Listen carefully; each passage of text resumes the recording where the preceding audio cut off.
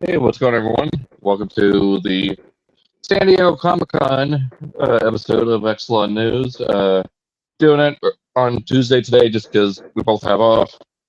I want to get it out as soon as possible. So, yeah, and welcome back, Alan. Been a few weeks. Yeah. So let's go ahead and get it right into introduction. So take it away. And your halls, too. What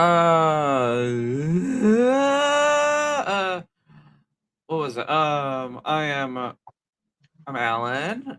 You can find me here on Hi, Alan. Hi. You can find me here on Werewolf Finder for my toy reviews, Werewolf Finder Gaming for my Werewolf Finder Gaming for my video game content. I'm gonna stop streaming on YouTube because it's basically YouTube streaming now is either unless you're already a pre-established person, you're not going to grow. Like the algorithm got fucked. And I'm not gonna. So I'm moving over to Twitch.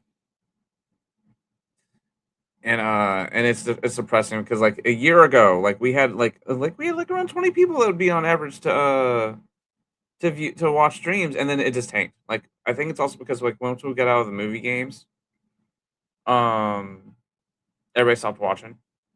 People started losing interest. Yeah, like it got to the point of it was only like one or two regular people, and I lost the momentum, and it was like a double whammy because like we lost the audience, and then we basically lost interest and motivation when we hit the Call to the Future game. Yeah, at least the stream on YouTube, because I was just going to keep it straight Transformers, but and even then I tried streaming other games and no one really watched those. So I'm like, well, I'm just nope. But I moved to Twitch, and that's been super successful, instantly successful. Like holy shit. Halls. What did I get? What did I get? Ever since my last one. I did. What did I get? I got the. Oh, I got. Oh, I got twofer. I got a twofer for you. I got Leash Maximo finally. Oh, nice. What? The flying avocado. Huh? The flying avocado. Yeah, you've been crackling really bad, dude. Oh no. How bad is it? Like every word is kind of craggly. Okay, let me deal with this real fast.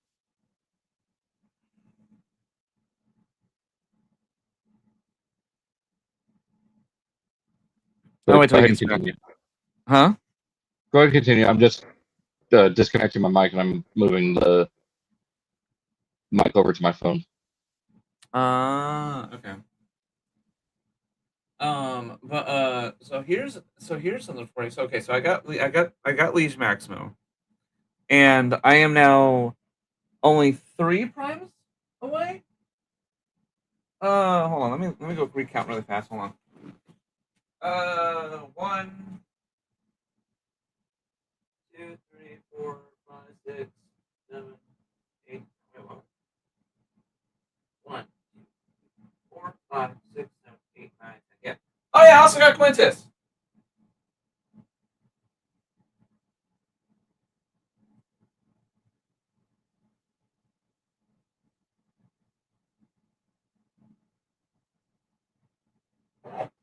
Wait, I heard you. Okay. Yeah, I got the flying spaghetti monster and the flying avocado. I was like, wait a minute. I was like, I know I got 2 guys that's at the same time. Quintus is like, it's weird that even though his dress is like very long and stiff, it gets out of the way just enough to make him posable. It's like, how are you posable? How are you so posable? It's weird. Like you don't think it would work, but it does. But that's not these were like okay. So now I'm only and of course the 3 that I'm missing are the 3 hardest to get a hold of or / the most expensive: Prima, Megatronus, and Onyx. Yeah. I hope they do a Is, remake. Huh? is this any better? Am I still crackling real bad? You're better, but not. You're still crackling. Ugh. Okay. So my computer's taking forever to load anything.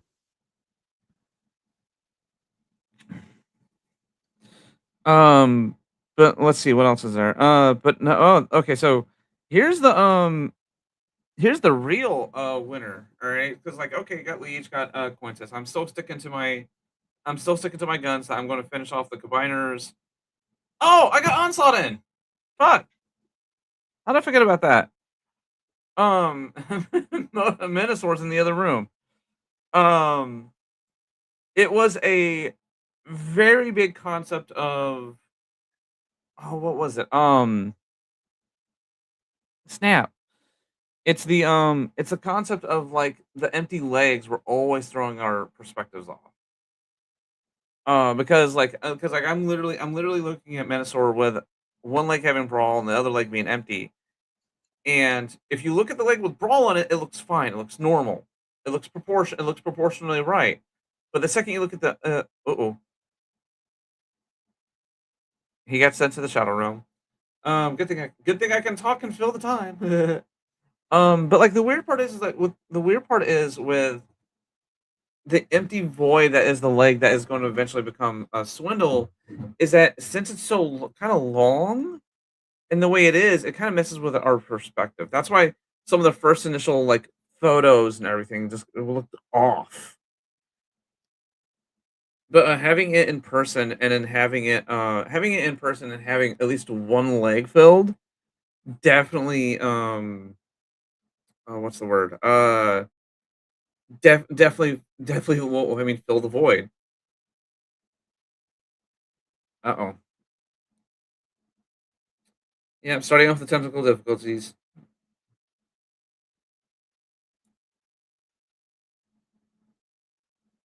But let's see. What else? There's one more thing I got, but I want Dalton here to hear the story behind it.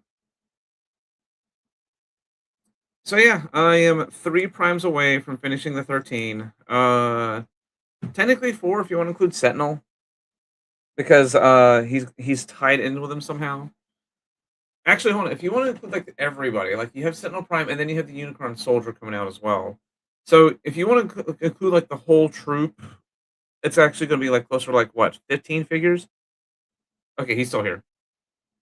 So because we have the Unicron person thing, and then we also have the Sentinel Prime, whatever that pack is. There's the Sentinel Prime that comes with a disc and all that. Testing. Yeah. Testing. Can you hear me? Testing. All right, can you hear me okay? Oh, yeah, you sound better. Okay. I was about to do the Patrick testing. Oh, testing. Okay, but yeah, there we go.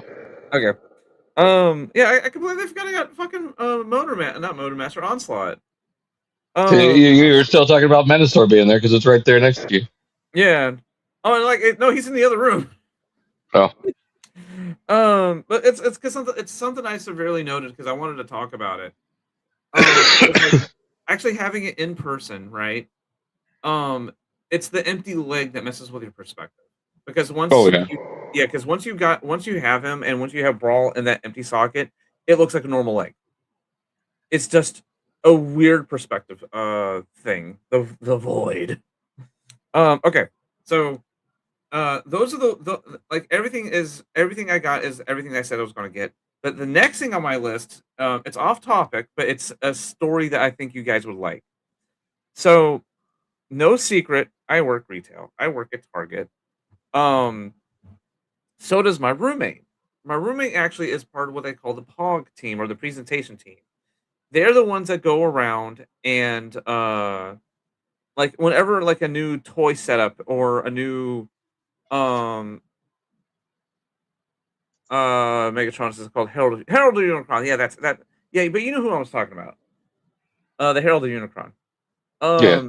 But he's part of the presentation team that goes around and changes everything. A perfect example is that they just swapped some stuff around so that Spider-Man's gonna be on an end cap because the movie comes out this weekend. And which I'm definitely gonna have to avoid socials because we didn't get tickets till Sunday. Ugh. And I know Yeah, my I'm wanting to go in the next week or two, so I'm gonna have to yeah. like on Twitter just block anything Spider-Man. It's a good thing that I learned how to control my algorithms. So I won't see any spoilers for Spider-Man, at least on Twitter and Blue Sky. TikTok's gonna be a different monster. I'm gonna have to avoid. I'm gonna have to probably go on to because I have two TikToks. I have one TikTok meant for the Twitch channel. I have one TikTok meant for the personal.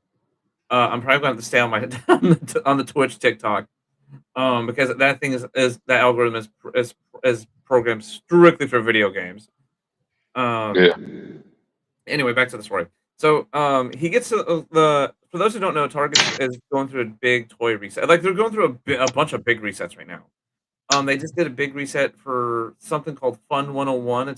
They gutted a giant portion of electronics to make it, and now they're on to toys. And while they're working in toys, they had to lift up a couple of baseboards up. Now it's very popular. It's very popular. I do not endorse this. That people will take products and hide stuff underneath the baseboards. It's the toy squirrel spot.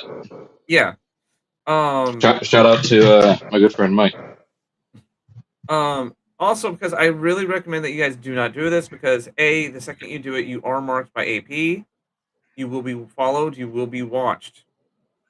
Because if you do not know, because there's a chance that if you mess with those things, you could damage them, and if you do damage them, they will pull you to the side and be like, "Yeah, you damaged target property. You're going to be arrested and charged for that." With that being said, so roommate was moving some stuff around because sometimes the shelves will disappear, so they will lift these baseboards up.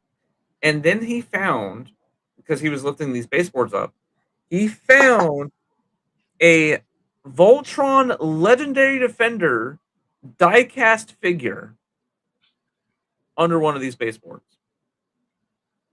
Now, mind you, That's 8 years old. the copyright date on the box is 2017. It's 9 years old.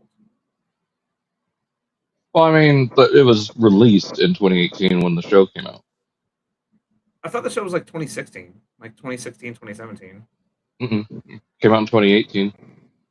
And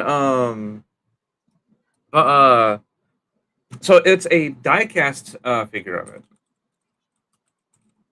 and it's not a Titan class because the die-cast version of those were huge, like they're like what they're releasing now for the Mighty Morphin Power Rangers for Hasbro is like they're massive. But no, this is like so he sends me a picture of it. Yeah, it's like a 9-inch, not 6-inch, like about closer to 9, right? And what was it? And so he sends me a picture of it and goes, "Yeah, I just found this under there," and you can see that it's caked with dust. And so we wax the floors at least once every 3 months, right? The wax gets under the baseboards because it doesn't really seal, and it glued it to the floor, essentially. And this sucker has been under there for so long, being exposed to so much wax that not only is it glued to the floor, a lot of the designs are now yellowed out, and it's starting to seep up the sides because it was just being exposed to so much wax. Ew. And the last message I got from my roommate was he's tempted to bring it home because they were told that if they find anything underneath the baseboards, it's free game. And so the next day, roommate wakes up and he hands me this big thing that's covered in a bunch of bags. I'm like, what the? I'm like, okay, what is this? And he just grunts because he just woke up. And I'm like, all right. I open up. He brought it home. He brought the diecast figure home, and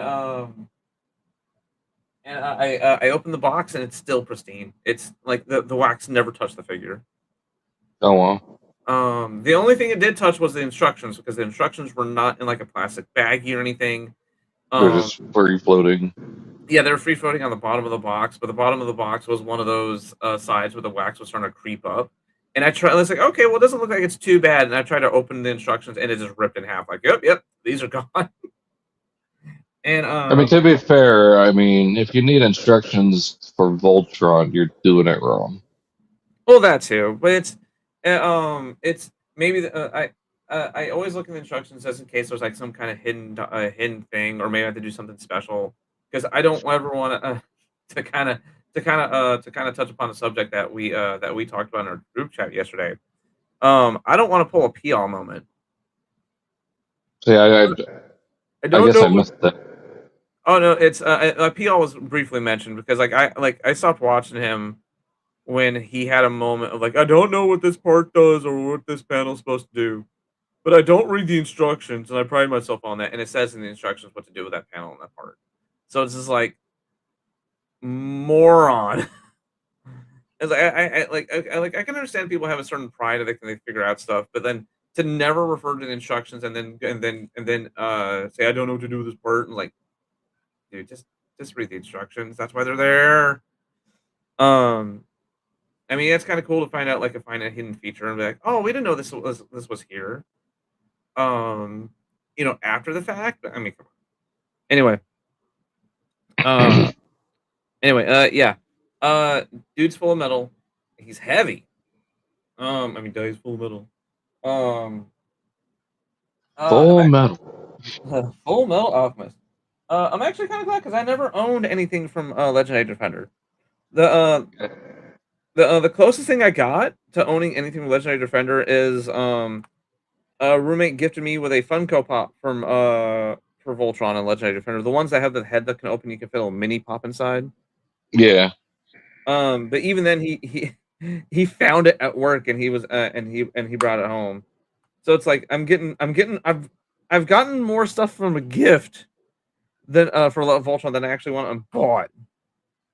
I would love to see someone revisit that line and make a good size, decent figure of that Voltron. I think, yeah, same. Like, just revisit it in modern engineering. There. I know there's a Chojokin one, but it's like $700. Jesus, no, yeah. You made my wallet like. I'm gonna go into the back and just take care of myself. Okay, so we were both kind of right and wrong. June 10th, 2016 to December 14th, 2018. Huh. I thought it was later than that. Oh well. All right. Daniel says, speaking of Target, Alan, did you get it? Have you got your okay? Have you got your pre-order of 86 Starscream? Because I've seen online people have their orders canceled or back ordered, and I think the rest might be it. I never got a chance to pre-order it. I didn't even get any kind of notification that the pre-orders went up, or any kind of like none of my alert systems went off when the pre-orders went live. So I thought I sent you a link for it. Did you? I can't remember if I did or not.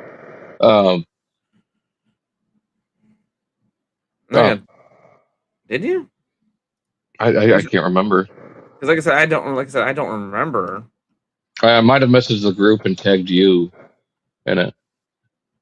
Possibly. Probably. Was that it? Yeah, that's it. But I work at Target, so I work at Target, so if it does, more likely it will come at my store, and I will be able to snag it then. If you find a second one, let me know. I gotcha. Because, well, I guess I'll get into my hauls and intro. You can find me over at Daltinian 95. I got Age of the Primes Onslaught, as well as. Oh, hang on a second. I think Onslaught buddies. I've actually got it sitting on the countertop in the like right by the living room right now. I'm staring right at. I've got Shockwave attached to it, and he's just missing Swindle, and I've got the 3D printed rifle that I got from uh, in his hand. Well, it's more for Onslaught, but I've got Bruticus holding it. So just waiting on Swindle, and hopefully a DNA upgrade kit with longer posable cannons. Because with the way you've seen it getting it out of the package yourself, that whole turret piece comes off. DNA could easily create a whole piece with with posable cannons to just slip on those mushroom joints. Mm-hmm. And they've got to figure out a way to hide those little cannons because I don't like the four cannon thing. It looks really stupid. Same. See, like it. I know I'm putting my tinfoil hat on here, right? But like every single time we have a release like Onslaught, it's like I swear to God, they take this guy apart or they do certain things to him because they know someone's going to come around with a third party kit to upgrade him in certain ways. Yeah, Like it's because I think I know they can't officially acknowledge third party stuff, but like after a certain point, it's like, well, this is the best we can do because we still have to follow by our budget and toy laws and everything. But if someone just so happened to make some custom stuff for everybody, wink, they can just take this part off. yeah.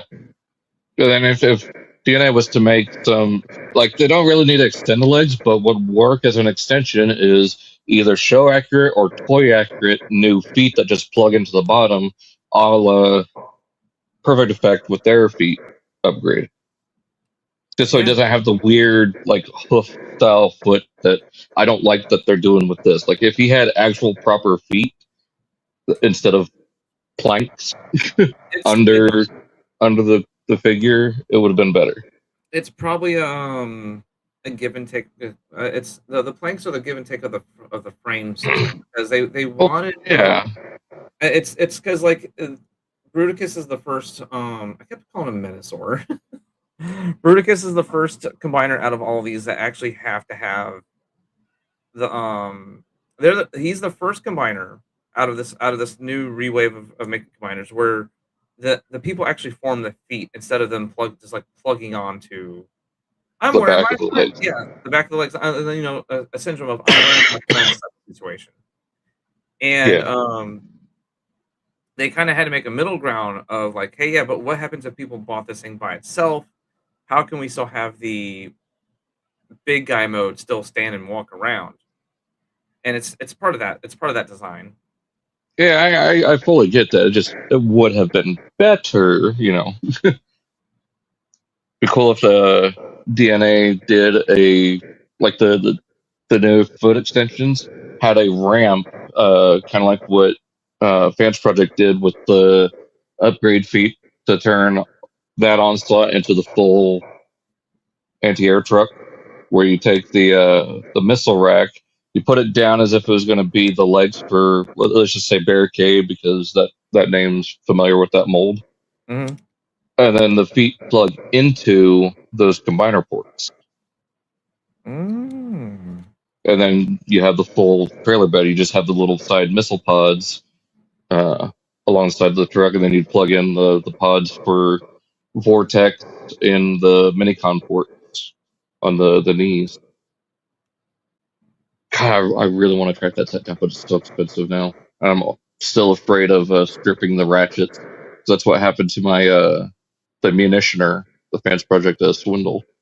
Is the ratchet is stripped to oblivion, and then the fingers are segmented for the barrels. So, and one of the segments is etched out right at one of the knuckles, so the knuckles kept splitting apart. That's the biggest problem I had with that. I felt okay. I remember I was like, oh, I was for like the past 10 minutes. I was like, what? I was trying to remember a point that I wanted to make, and I finally remembered it. Bruticus was the best example of the self-contained Scramble City style. Because like okay, so if people remember RID 2001, Bruticus technically had 2 forms. Oh yeah, Ruination. Oh yeah, Ruination. Well, I mean Ruination, but Ruination did he had land form and air form. Yep. And I thought that was like even as I already understood the concept of the Scramble City, right? But like I translate that into my head as like, oh, it's just in case you can customize it. But no, like this was actually done with purpose. Like, hey, yeah, Airform is where Blast Off and Vortex are the arms, and Swindle and Brawl are their legs, for those who don't know.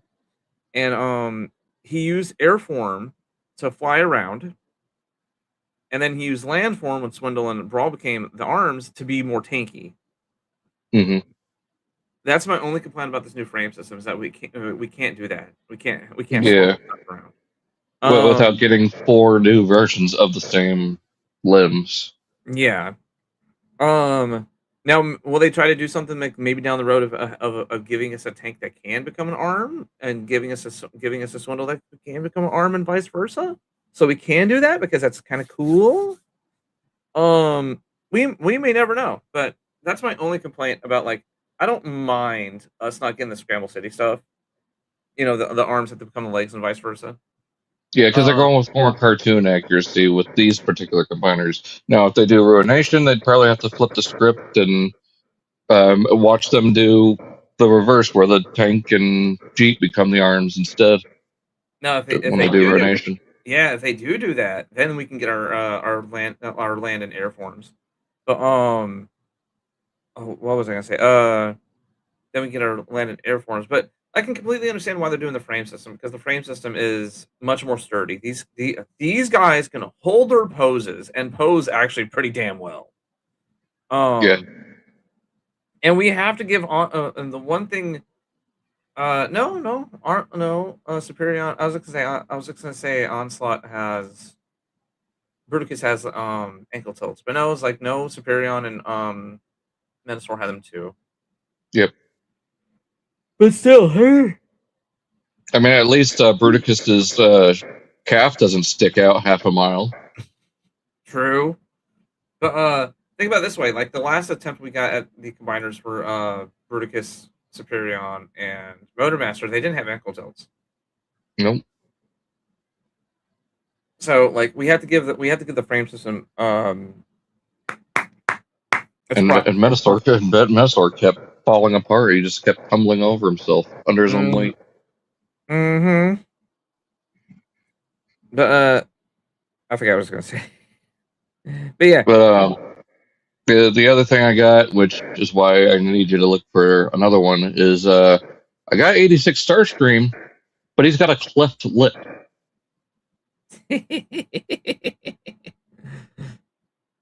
The plastic is kind of marred, and then they just painted over it, so he's got like a cleft lip. You got a lip?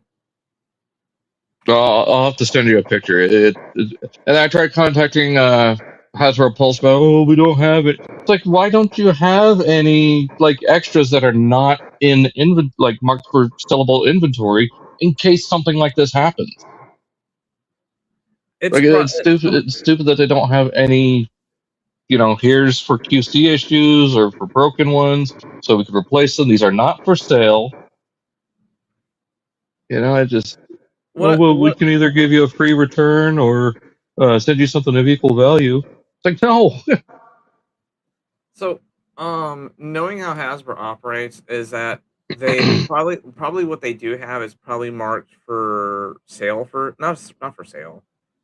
Pre-orders. Like they want to fill out all their pre-orders first, and then they'll send out replacements. Because even though they send out replacements, they still have to abide by the exclusivity clause. That's the biggest thing about it, and because of the exclusivity clause, they can only sell so much directly from them before Target takes over. Yeah. Well, and speaking of Target, none of my Targets in the area have anything. They have no upcoming restocks. And on top of it, like I mentioned before, is that like my target's going through a toy reset right now. My target is one of the first targets to do these types of things. So they're holding stock back for the reset. They always do this. It's every single store does this. Like not just Walmart, but like Target. Oh my god, no, we're not the only. Target is the only one that does this. Walmart does it too.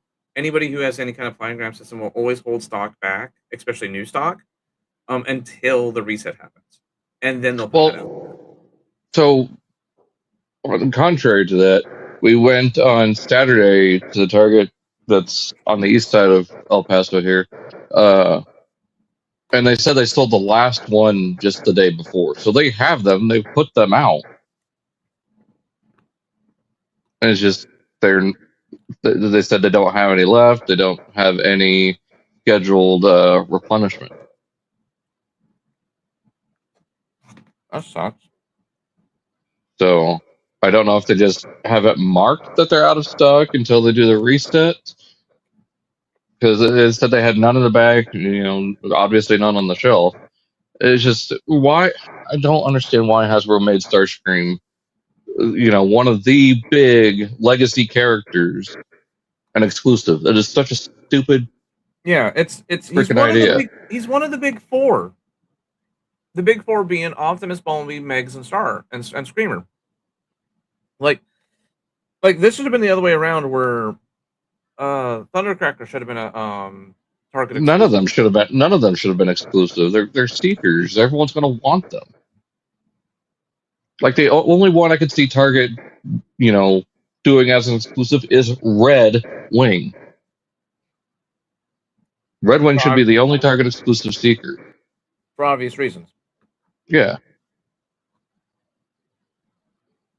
So I don't know. I'm either thinking about getting the face and hand upgrade that I saw on eBay, or just try to find another one. Have people keep an eye out for another one. I don't know at this point, because I'm not paying scalper prices for these people who I've been seeing it all in the groups. People have like 3 to 8 of them in their cart. They're like, oh, look at this. It's like, yeah, they're going to scalp it. They're going to send 1 or 2 to one of their friends for cost plus, a little bit of a finder's fee or just friend discount or whatever, and then the rest are going to sell online for like $80. It's beyond asinine at this point. But besides the point, and then I went over my PotCon haul last week, so that doesn't really count now. But, figure I cannot stop messing with is either Onslaught or I can't believe I haven't played with it much since I got it, but I was playing with the Waspman Air a little bit. I haven't put him in Wasp mode yet. But he's pretty cool. Oh, the Kingdom one? No, the Robot Toys. MP scale one. So I was actually playing with all 3 combiners that are out, right? Superion, Onslaught, and Motormaster. No, Metasaur. God bless. I hate they did that. It confuses my brain so much. And what was it? So like, I love the fact that you like once I had the headcanon of like Metasaur is more the urban team. Superior is the air team, of course. But then I was like, once I got the headcanon that Metasaur was the urban team, more meant for like neighborhoods and stuff like that. And then Bruticus was military. It just really clicked in my head, because like I always had the mental block of like, why the hell do we have a truck, 3 race car and 4 race cars? Like, what the hell is their purpose? Like, what the hell is the purpose of 4 race cars combining with a truck? It's like, well, what happens if you like throw these through like my area? I constantly have diesel trucks running up and down one of the roads next to my house. And at the same time, it's very common to see those types of, to see the type of like street racing cars right next to those. So I'm like, these are more urban places. Well, see, if they were to do it right with it being a stunt team and race cars, Motormaster should be one of those sponsored racing trucks. Best example I could think of is Max from Cars. Like that's what Motormaster should be with his trailer. It should be one of those that just hauls maybe one or two cars inside of, but maybe it's longer, like what one of the third-party companies did, where all four cars can fit inside, fully protected. And that's why there's the semi. Is it's for the stunt team, for the racing team. See, I didn't even think of that. Because I'm not. That's my headcanon with it. It's like, he's the transport truck for the cars. For when they're not, all doing their own thing, he can just take them right to where they need to go. They can conserve energy while he's hauling them. Yeah. It makes sense. But before we get to the news, I do want to spread a little good a little bit of what to everybody. So we have a mutual friend in our chat. I'm talking to the viewers, and so he ordered a 07 liter class Optimus Prime, and he was really happy that he got it. And then everybody in the chat kind of had like the collective moment of like, wait a minute, hold up, bro, you got the premium version of 07 liter. And he's like, really? And we're like, hold on, give us a sec. Yeah, you bought the premium version of the leader. Check the sounds. And then we started going back and forth, like, oh, I need the gun too, and the sword. I was like, no, just get the sword. Just get the sword, you'll be good. Yeah. Yeah, once someone pointed out, I was like, yeah, the shoulders don't have red, they're silver. Yeah, he got the premium version. It doesn't the premium version say I am Optimus Prime or something like that? Or Transform and Rollout? No, I don't remember. The biggest difference I know is that in the OG leader, when you transform and the head pops up, it just makes some blaster sounds. Yeah, it just makes it just makes some generic blasting noises. But when in the premium version, and his head pops up, it's the transformer noise. Oh, okay. Yeah. And that was a big deal because like up to that point, not a lot of transforming toys had that sound effect built into it before it became a mainstay thing in all electronic transformers. Yeah, which would be just like a year or two later with the Universe figures. And what was it? But yeah, you're buzzing a little bit.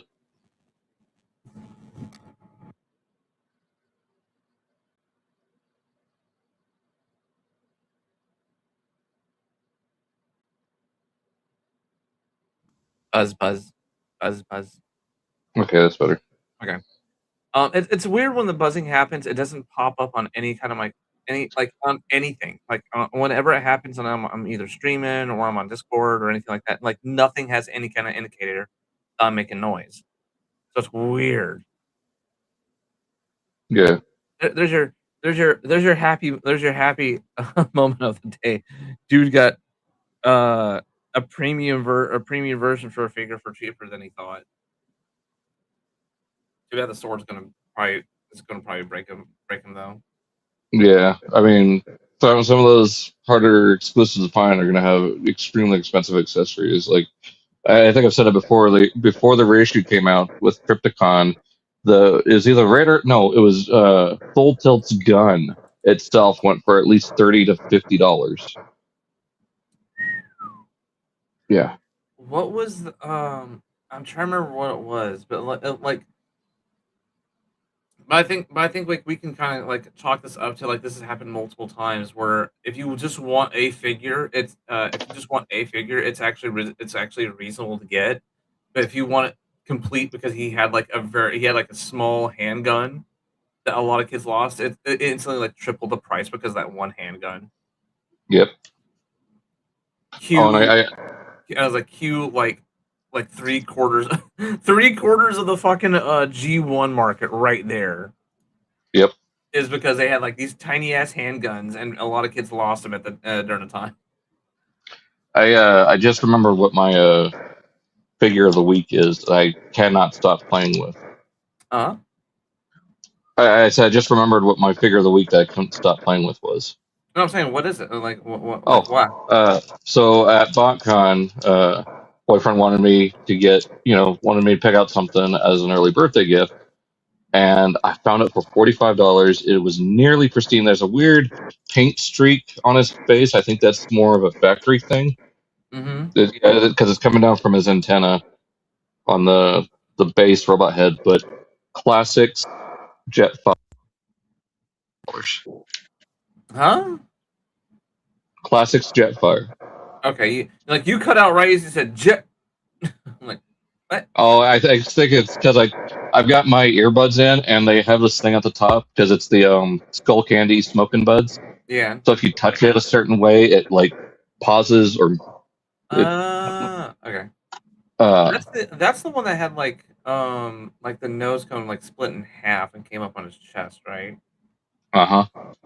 And it had it was basically the F-14. It has the arm-mounted missile launchers, the double-barrel gun, the helmet that can come off with the 4-barrel blasters. Oh, this is the one that had the jetpack can become 2 blasters that come across his shoulders, right? Yeah, that guy. Yep. $45, complete, nearly pristine. See, that's one of the biggest reasons why I like it when a I'm going to use more. This is more of a generic term for the fan base, but I like it when a more quote unquote definitive edition comes out for a character, because like if you always wanted to get like that Jetfire figure, right? Well, thanks to there being more a quote unquote definitive figure for a lot of other fandoms, they dropped that figure like a hot rock. So that means he becomes a lot easier to get a hold of, and he becomes a lot cheaper than he used to be. Yeah. Gosh, it's such a fun toy. I had it as Threadbolt, the blue repaint from Universe.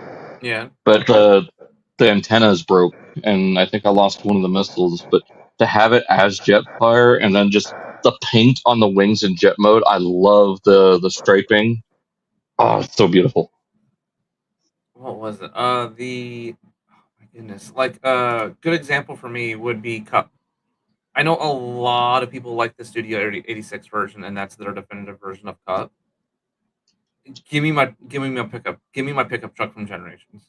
Yeah, I still love that figure. I've got the iGear sidecar head on him, and I've got him holding it like he's like carrying it. Yeah. So I got the fingers wrapped around it like he's about to cock the barrel. Oh no, it's a rifle. Never mind. Yeah, It's a bolt action. Yeah. Because if you look near the Anyways. Anyway, so, that's just talking about hauls. Yeah, for nearly an hour. Hard to believe it's been nearly an hour already. You're. All right, so let's go ahead and get into this with I can't remember what movie it was, but they're like, oh, come on, do this. Of course, what they've been waiting for.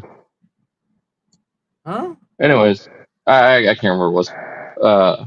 So first thing, Yolopark AMK Pro Ironhide, some in-hand images. It looks really good.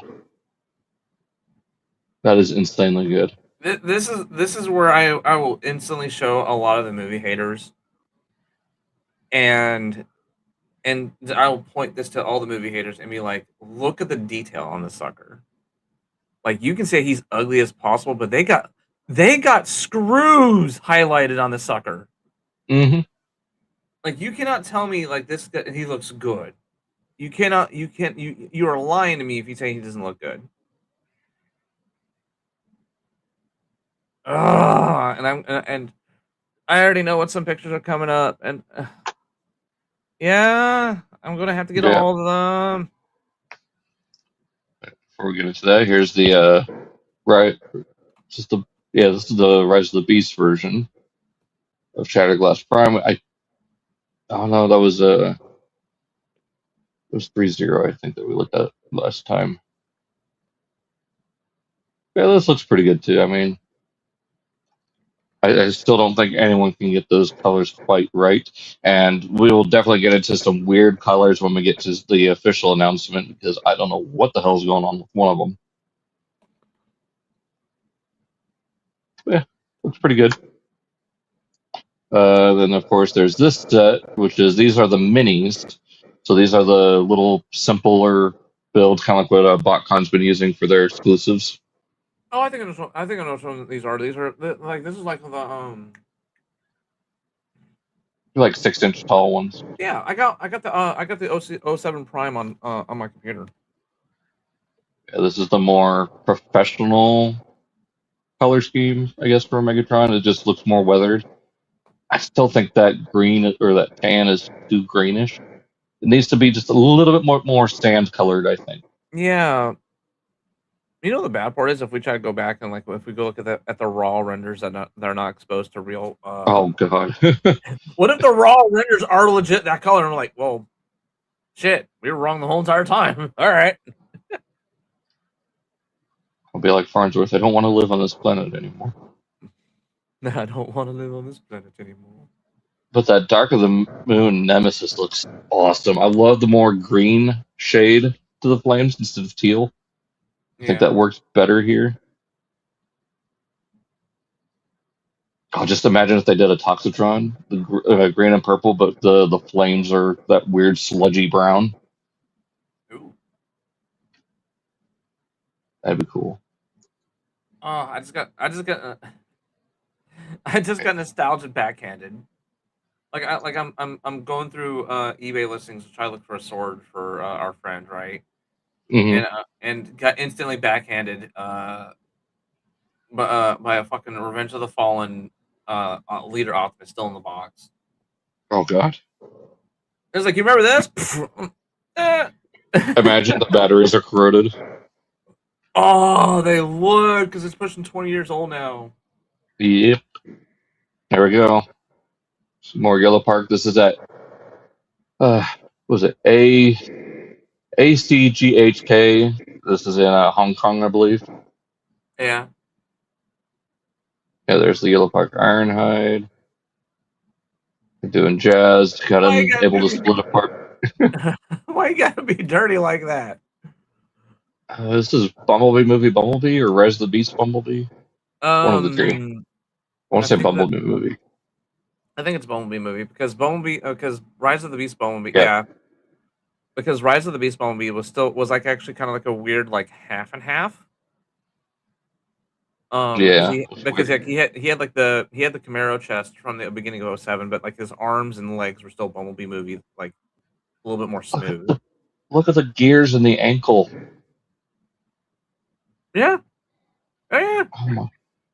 Yeah, there's the Megatron. I should have picked up one or two of these at BotCon.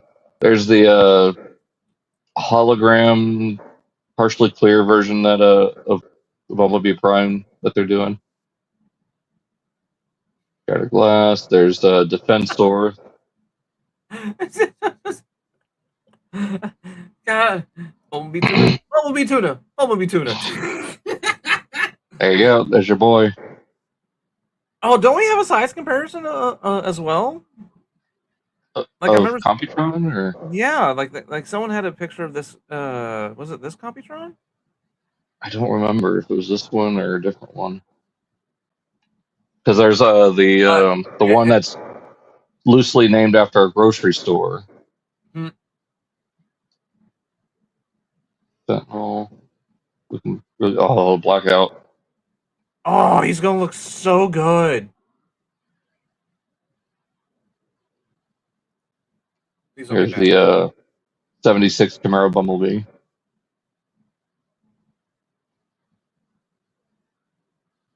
Oh my goodness! Please do not be bad. I will scream bloody murder if you're bad. Oh, you're not bad. What, the Prime? Oh, no, I was looking for the model kit for Ironhide. Oh, yeah, it's like $50. Yolopark directly has it for 62, but I'm guessing that includes shipping. Yeah, there's Ratchet.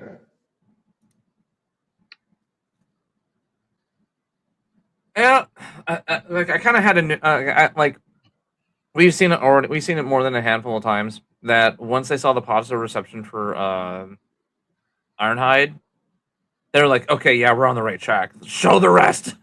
Yep. And that Prime looks really good. And because like it's not just the 07 line, but they also have they also have Megs and Sentinel from Dark of the Moon. They didn't just have the cast. They have like a whole full clip ready to go. Oh yeah. This is the Auldey action series. They're doing a comic book style version, so you get Orion Pack, D16, Stormbringer Optimus. As soon as it loads. I can't help but just hear Auldey. I know. The. Come on. Why are you not wanting to load? Let's refresh, because this page is being dumb. This is being a rat. There we go. Senator Shockwave. Very heavily inspired by the Siege style version with the shoulder pylons. Yeah. IDW Prowl. And Starscream based on the Siege design, because again, the shoulder pauldrons. Oh, he comes with stickers and a flippin' acrylic standee. The Ironhide. Oh, I didn't know he had stickers. Well, and not stickers as in like, not stickers as in like like you think in the traditional sense of like you put like to highlight the figure. No, think like stickers that you'd go like get your kid at like the supermarket. Oh, okay. Yeah, like fun. Like fun stickers that like shows the character, has their name, stuff like that. Yeah. The ones you'd get your kid for like $2. Yeah. There's the Jinrai and Rodimus. Comes with the roller. They're also doing Prowl, Windcharger, Ratchet. There's a Great Shot, Stick Shot, Rumble, because he has the pile drivers.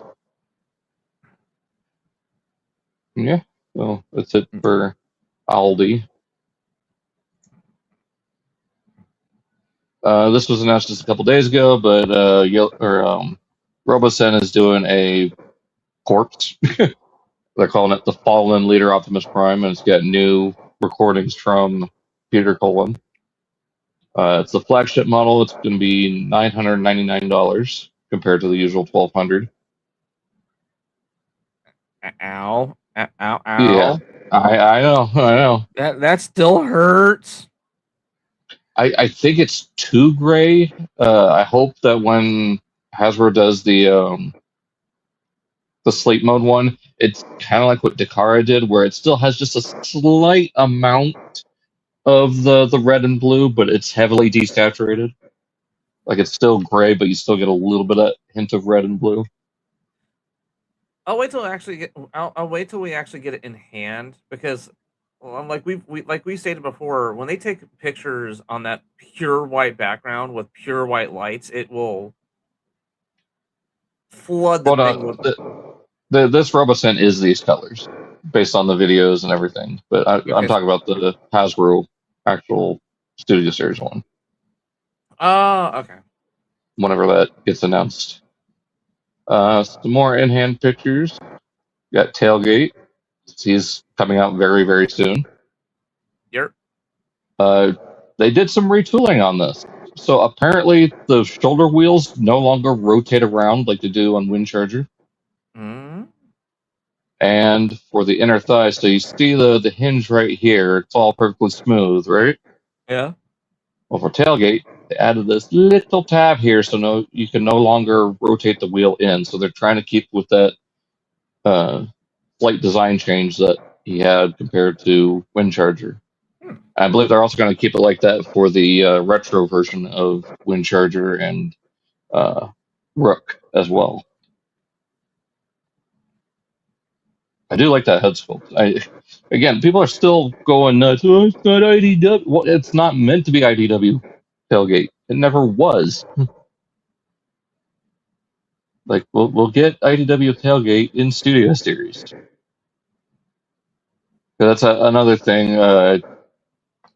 Nate or Evan stated at Comic-Con that Studio Series is going to focus more now on every form of media.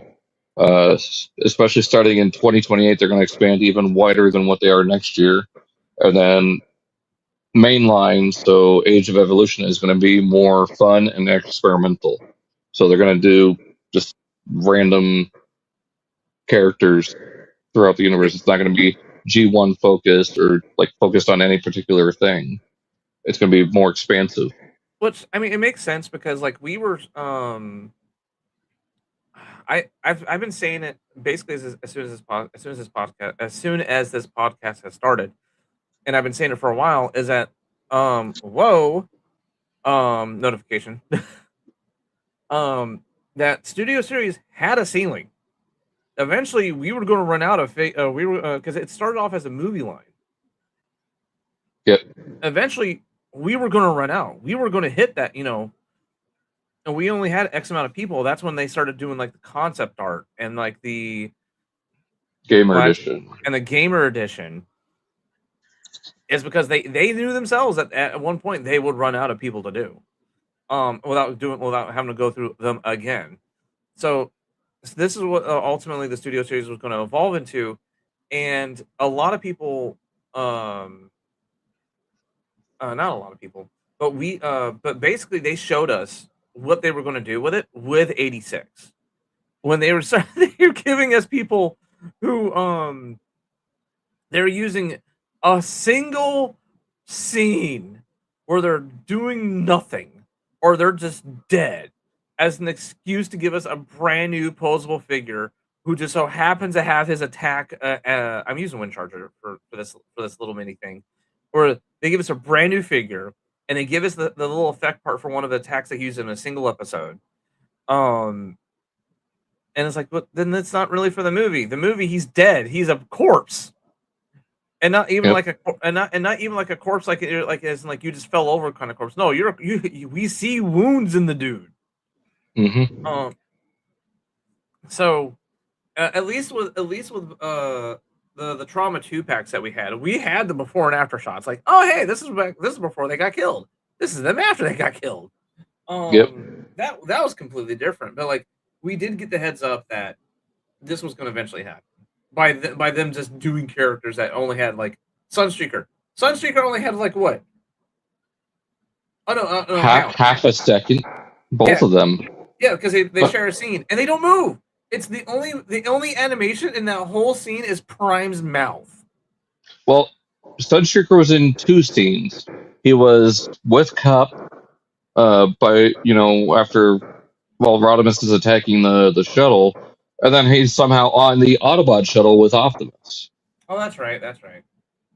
And then Hound is, of course, on the shuttle as they're about to drop the Dinobots, and then he's standing on or next to the ramp when Prime says Megatron must be stopped. But still, I mean, they had probably just as much, if not more, screen time than Snarl. Yeah. But that just goes into my biggest complaint about the Transformers movie. Again, as much as I love it, as much as I used to watch it as a kid, the bad part is I watched it so much that every single error stands out to me. We have to remember, like the biggest error that I will always point out is when Hot Rod gets stuck on the spike towards the end, and then when he falls off of it, he's supposed to be more to the right, so the animation just cuts off when he falls. Yeah. Like even as a kid, I was like, "Come on." Well, and there's another one at the battle on Autobot City. You can see Ironhide flying by right before it cuts the blaster. That's right, you can. But we do have to remember 2 things. A, we have to remember how much of a miracle of that. We have to remember how much of a miracle it is that movie just got made in general. Oh yeah, and a bunch of scenes were changed too, and At some the of the last designs minute. were changed. Yeah, like a lot of scenes were changed at the very like that. Like that's why there's so many animationers, because the scenes got changed that last minute. It's like we already had the scene animated and it's in the movie. Fuck. Well, and I remember from one of the teasers, like there was a scene of Ultra Magnus in his Diaclone colors. Springer and RC, they were running on like a balcony on the transformed Autobot city. I can't remember exactly what was going on in the scene. I just know they were on like a bridgeway or something overlooking the rest of the city. But yeah, anyways, we got in-hand pictures of Jetfire because he's starting to come out in Canada. So only a matter of maybe days or weeks before we start seeing him stateside. If he's already in Canada, it's gonna be like next week. Ugh. Already got Probably charged. I'm just talking about money-wise. I mean, like people like Michigan and stuff are just gonna go across the border, go grab one, and come back. Hell, people in New York, they just go to the CMD store. Yep. Yeah, I cannot wait to get this in. Is our big man? Where's the cannons? Cannons. Oh, Overload. Yeah. I forgot his name there for a second. I imagine he'll be either next year or in 28. Because come on, you gave us the pants. Give us the backpack. Yeah, I can't wait for this. So there's this exclusive free pack at ToysRUs China that gives you all 3 stickers, but it also includes toy-inspired stickers. Stickers.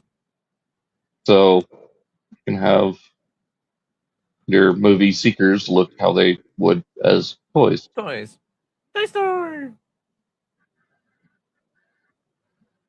Hopefully these are better than the previous stickers that Hasbro would give. I guarantee about a week after these photos were taken, they'd probably be peeling. They fall off. Now, to be fair, there are products you can buy out there that that'll guarantee that they will stay on. So, but you shouldn't have to get those. Yeah. Yeah, neat little pack. And then, of course, this is starting, or this just went up for pre-order, but I think it ships out very, very soon, if not already. The Megatron Bumblebee Samurai pack. I did not get a single one of these because they didn't capture my interest with this wave. Do you know the funny part is? The Naruto crossover figure kind of blends in with these guys really well. Yeah. Unintentional synergy. Synergy, yeah. I think I'm more interested to see what they do for next year.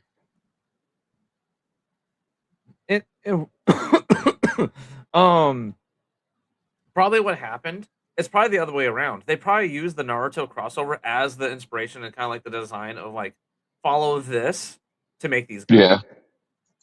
I can see that. That's because that explains their synergy too much, because it's the perfect right amount of Asian influence with tech. Yeah. Yeah. Oh man, that cough threw me off. So, yeah. I hear you. Stop complaining. Oh no, there's the charger cord. My headset's dying. Hold on, let me grab the charger cord. I forgot to I got myself a longer charger cord.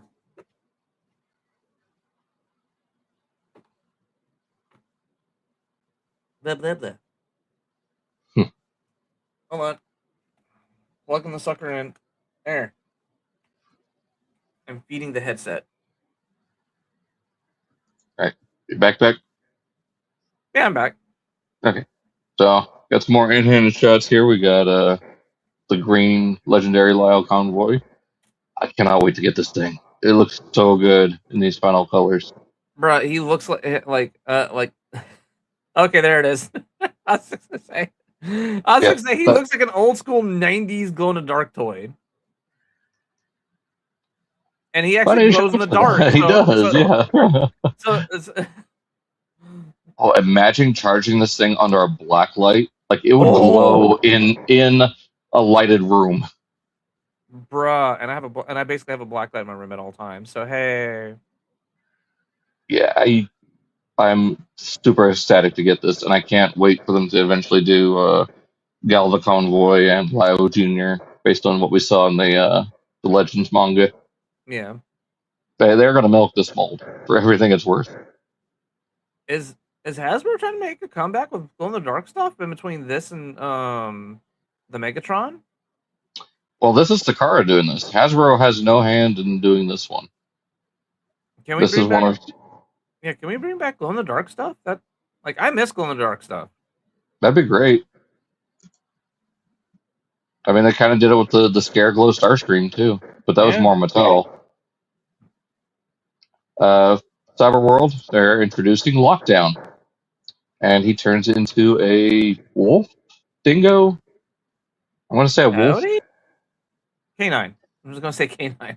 Yeah, well, I mean, it kind of works with all the steel jaws that he had in Age of Extinction. So I might pick this up. What's weird is he's got a fedora. I know we're not going to cover it because it's. I know we're not going to cover it, but I love the fact that thanks to Cyberworld, the "I'm going to turn into a truck now" meme is now canon. Oh God! Did you not see that clip? No. Oh my God! It's all over. Like, it was like all over Twitter and TikTok. Just Google search it, and it's like Galvatron's approaching all hyperpowered and stuff. He goes, and Grim like, "What you gonna do?" And Optimus stands and goes, "What I always do. I'm going," and in the same tone of voice too. "I'm going to turn into a truck now." Wow. And it's like it's one thing if he just said it. It's like, oh, he said no. He said the line exactly how the meme does. It's like, oh, they did this on purpose. All you needed was the him making the transformation sound, and then was it pack up, pack in, or something like that. Well, I don't think they'll do the pack in, pack the actual singing part of it. And of course the reason why the dude made the sounds with his mouth was because, like, it's not really common to have that sound effect on demand. Yeah. So it's like they did exactly what they could do because they have the access to the sound, and they do not have the rights to that song. Yeah. Was it a jump around? Yeah. Yeah. Got our look here at Ultra Magnus, and he's a mix of the Prime design, a little bit of G1, but also his bomber mode very much makes me think of Wing Saber from Energon. See, now this is the one thing I am going to give Cyberworld the super props is that they're experimenting. Oh yeah, like weird alt modes for characters who have never had that kind of alt mode. Yeah, because like in the premise of the show, it makes complete sense because because the premise of the show is that they're thrown into basically a video game and they have to adapt to whatever their surroundings are. Like, what Transformers are supposed to be good at, but we rarely ever actually see it. That's why Mirage was a jet, because like he got plopped in the middle of a city and he had to answer to Starscream, so he became a jet to be in favor of Starscream. Yeah, that's also why what was it? That's also why Skybite had wheels, is so he can be in a street race. Yeah. So because I mean, it's also a reference to the actual episode of RID too. Yeah. But no, I mean, that's it's not because they were in a street race, because it was also a case of like, what happens if he needed to get around and he couldn't get close to water? Because that's exactly what happened. They corner him, so he transforms, and he goes, "Well, I can actually escape now." Blah. See, that's why I like the RID version of him better, because he didn't have to have wheels; he could fly. But that's anime antics as well. So we got a retool of Scourge into Optimus. This is the High Seas pack with Mirage, but Mirage is basically a boat. Well, he's a boat, but his design is based on Riptide from IDW. Oh. And then someone pointed out that the shins and legs of this, what was originally Scourge, is based on the Rise of the Beast design. So people are like, oh, so does that mean Optimus was Scourge all along? Or Scourge was Optimus? Whatever. Yeah. But, yeah, a pirate ship, Optimus Prime, and a little speedboat, Mirage, which I believe Mirage is retold from Elita 1. Yeah, I can definitely tell. I can just tell by the boat mode. It's a Elita 1 remold. And again, it goes into the premise of the show that they have to change forms constantly to survive because like 1 second they're in a desert biome, the next thing they're in a jungle, the next thing they're in a city, the next thing they're in a obstacle course. It's so just random that it explains why they have to constantly change. Yeah, trying to find where the pictures with Riptide or with Mirage and Riptide, but it's probably here still. Probably next page, it'll probably show Riptide. Then again, maybe not.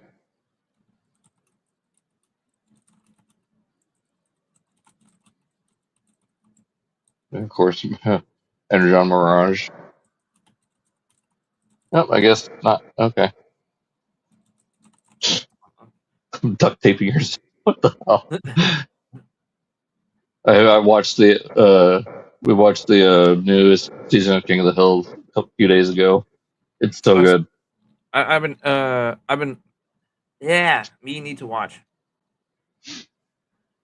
So this is from RPM. Get in gear?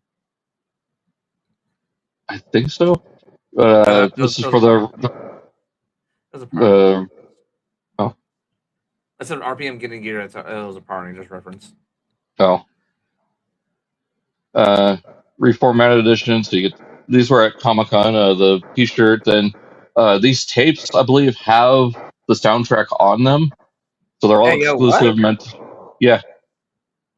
These are actual cassette tapes, but they're just printed to look like the characters. Oh, you guys haven't even caught up with Cyberworld like Evo Season 2? Daniel, I think like the last episode of Cyberworld I watched, I think it was like episode 12. I think mine was like episode 5. I just didn't have much interest in it. It's too short. Like I know it's made for kids because of kids, because of everything. But like, God bless it. I'm just gonna wait for like a whole compilation of like episodes like 1 through 30, and I'm just gonna watch that sucker because like even then it'll be like 1 through 30. It's like only like 4. It's only like what, like an hour? An hour or two. Yeah. If these were easy to get, I'd probably try to pick them up, or if they weren't too expensive. Yeah, I think they're like $50 each, but you get the pins and the exclusive packaging. But it's neat. I would like to get them, but I probably missed my chance already. So this, before we get into the Comic-Con stuff, this is at the event in Hong Kong. Beautiful display of all the primes. All of them holding their artifact with pride and everything, and then you got Quintus here. Look at my green kidney stone. I got a rock. I'm gonna get a piece of like tissue paper. I cut a bunch of holes in it and just have him hold the Ember Stone out. Oh my! What was it? That'll be my Halloween post for this year. Out of all of them to have their artifacts, right? I think Quintus and Amalgamus, like Quintus, Amalgamus, and Star Convoy, their artifacts are just so. Yeah, sure. I mean, even Micronus. At least Micronus can wear his. Like he can wear it like a badge, yeah. Or at least in the neck suit form. But like the other ones are just like, it feels like, okay, yes, Timmy, that looks so nice. That looks so cool. Thank you for showing me this little. Especially because like Star Convoy is like, he's massive and his artifact is so tiny that you have. It's a marble. it's a marble compared to him. He's like Toodles from Hook. Yeah, and it's just like, why even show it off? And the worst part is like both him and Amalgamus are in the same ballpark because the artifacts are so small compared to them. At least Quintus's artifact is a little bit bigger, so when he's holding it, you can actually recognize it from across the room. If Star and Amalgamus are holding theirs, you won't be able to tell. Yeah. So small. Well, and then with Quintus, he's like one of those. Every fair, state fair or county fair has one of them. The ladies that are always selling crystals. Yeah. Look at the was that like holistic crystals or something like that? But see, that's also the problem too. Is like we're able to have a discussion about Quintuses. You know, what can we talk about like Star and Amalgamuses? Heck, oh, nice Amalgamus. You found a gear somewhere. Yeah, see, like we can't really talk about it because it's like, yeah, cool. At least we can crack jokes about Quintuses. Here you go. Oh, gimme. Settlement looks so good. Hold the mini. There is fully complete Bruticus. I still don't like how Swindle looks as a leg. It just looks broken. They could have cooked a little bit longer on Swindle, I think. God, look at that art. Okay, you can clearly tell they took the back end of flipping the Arc, the toy, and they just blew it up. Yeah, because the original Arc had 5 thrusters. Yeah, I mean you can just tell by the engine designs in general that's all they did. They took a CAD model of the Arc and they just 3D printed and blew it up. But you know what? Yeah. That's the power of 3D printing. Yep, sure is. I can't wait for this 3-pack to come in.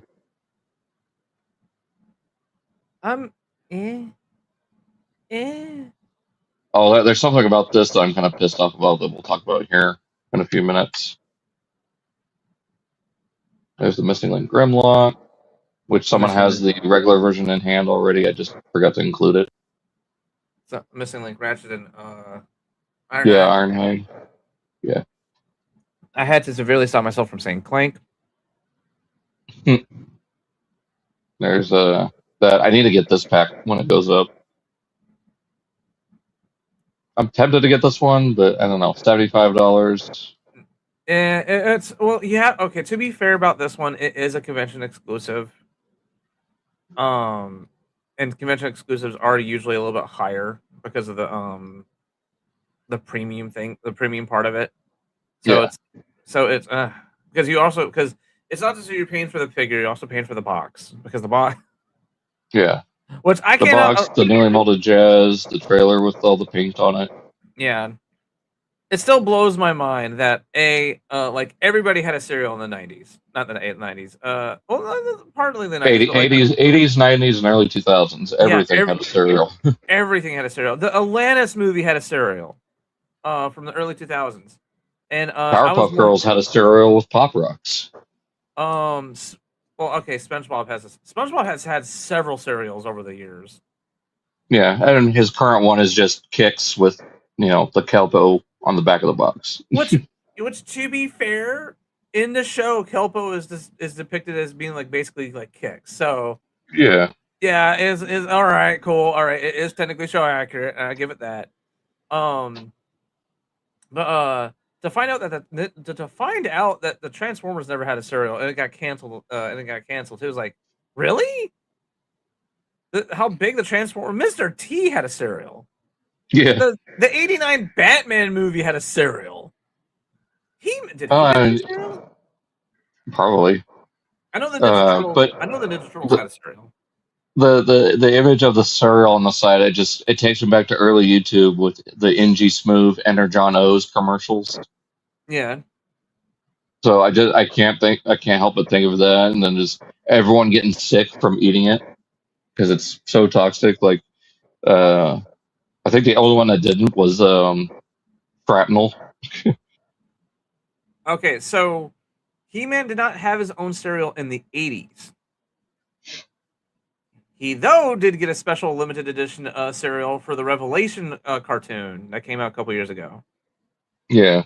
I bet Kevin Smith paid for that. Yeah, but still, He-Man got a cereal before Transformers did. Yep. There's the dramatic capture Prime and Jetfire. Hold on, I got to tab back. Oh, gimme. Evangelion Prime.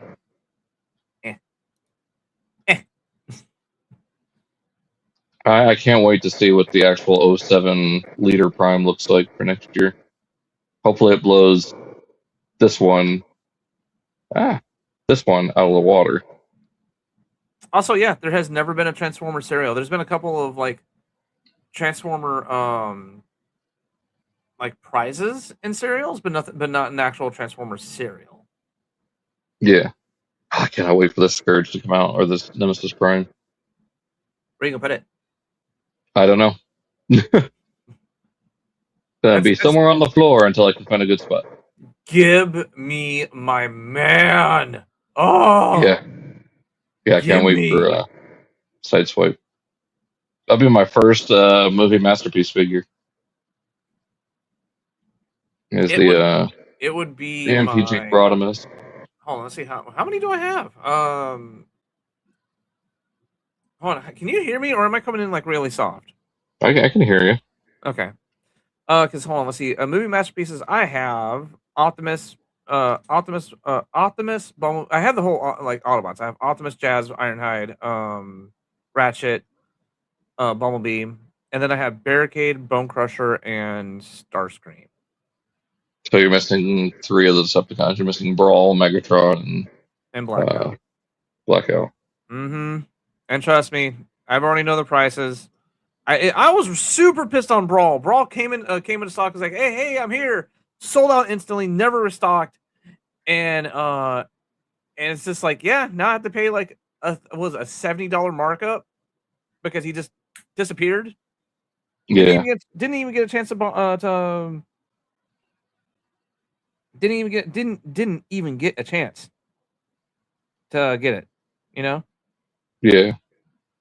Well, did they come out with a reissue, or there's a way you can find it online? I hope. Most of the time when the movie masterpieces are one and dones. Once they're done making it and they move on to the next one, you're screwed. I think there was one time they did find a pallet of like barricades. And Big Bad Toy Store did a very sneaky restock of them.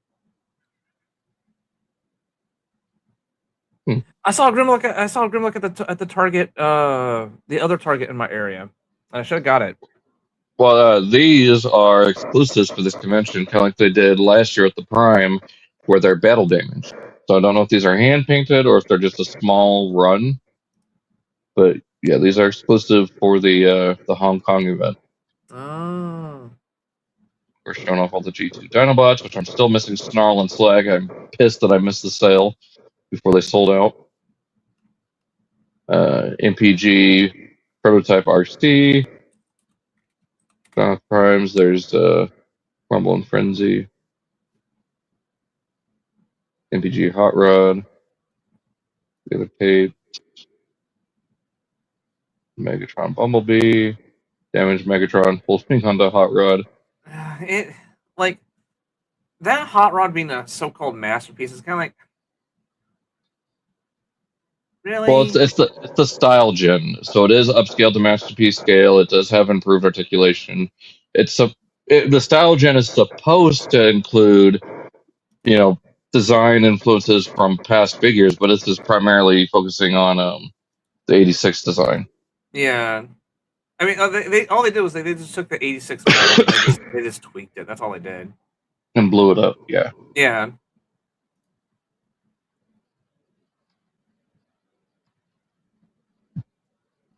First the Insecticons.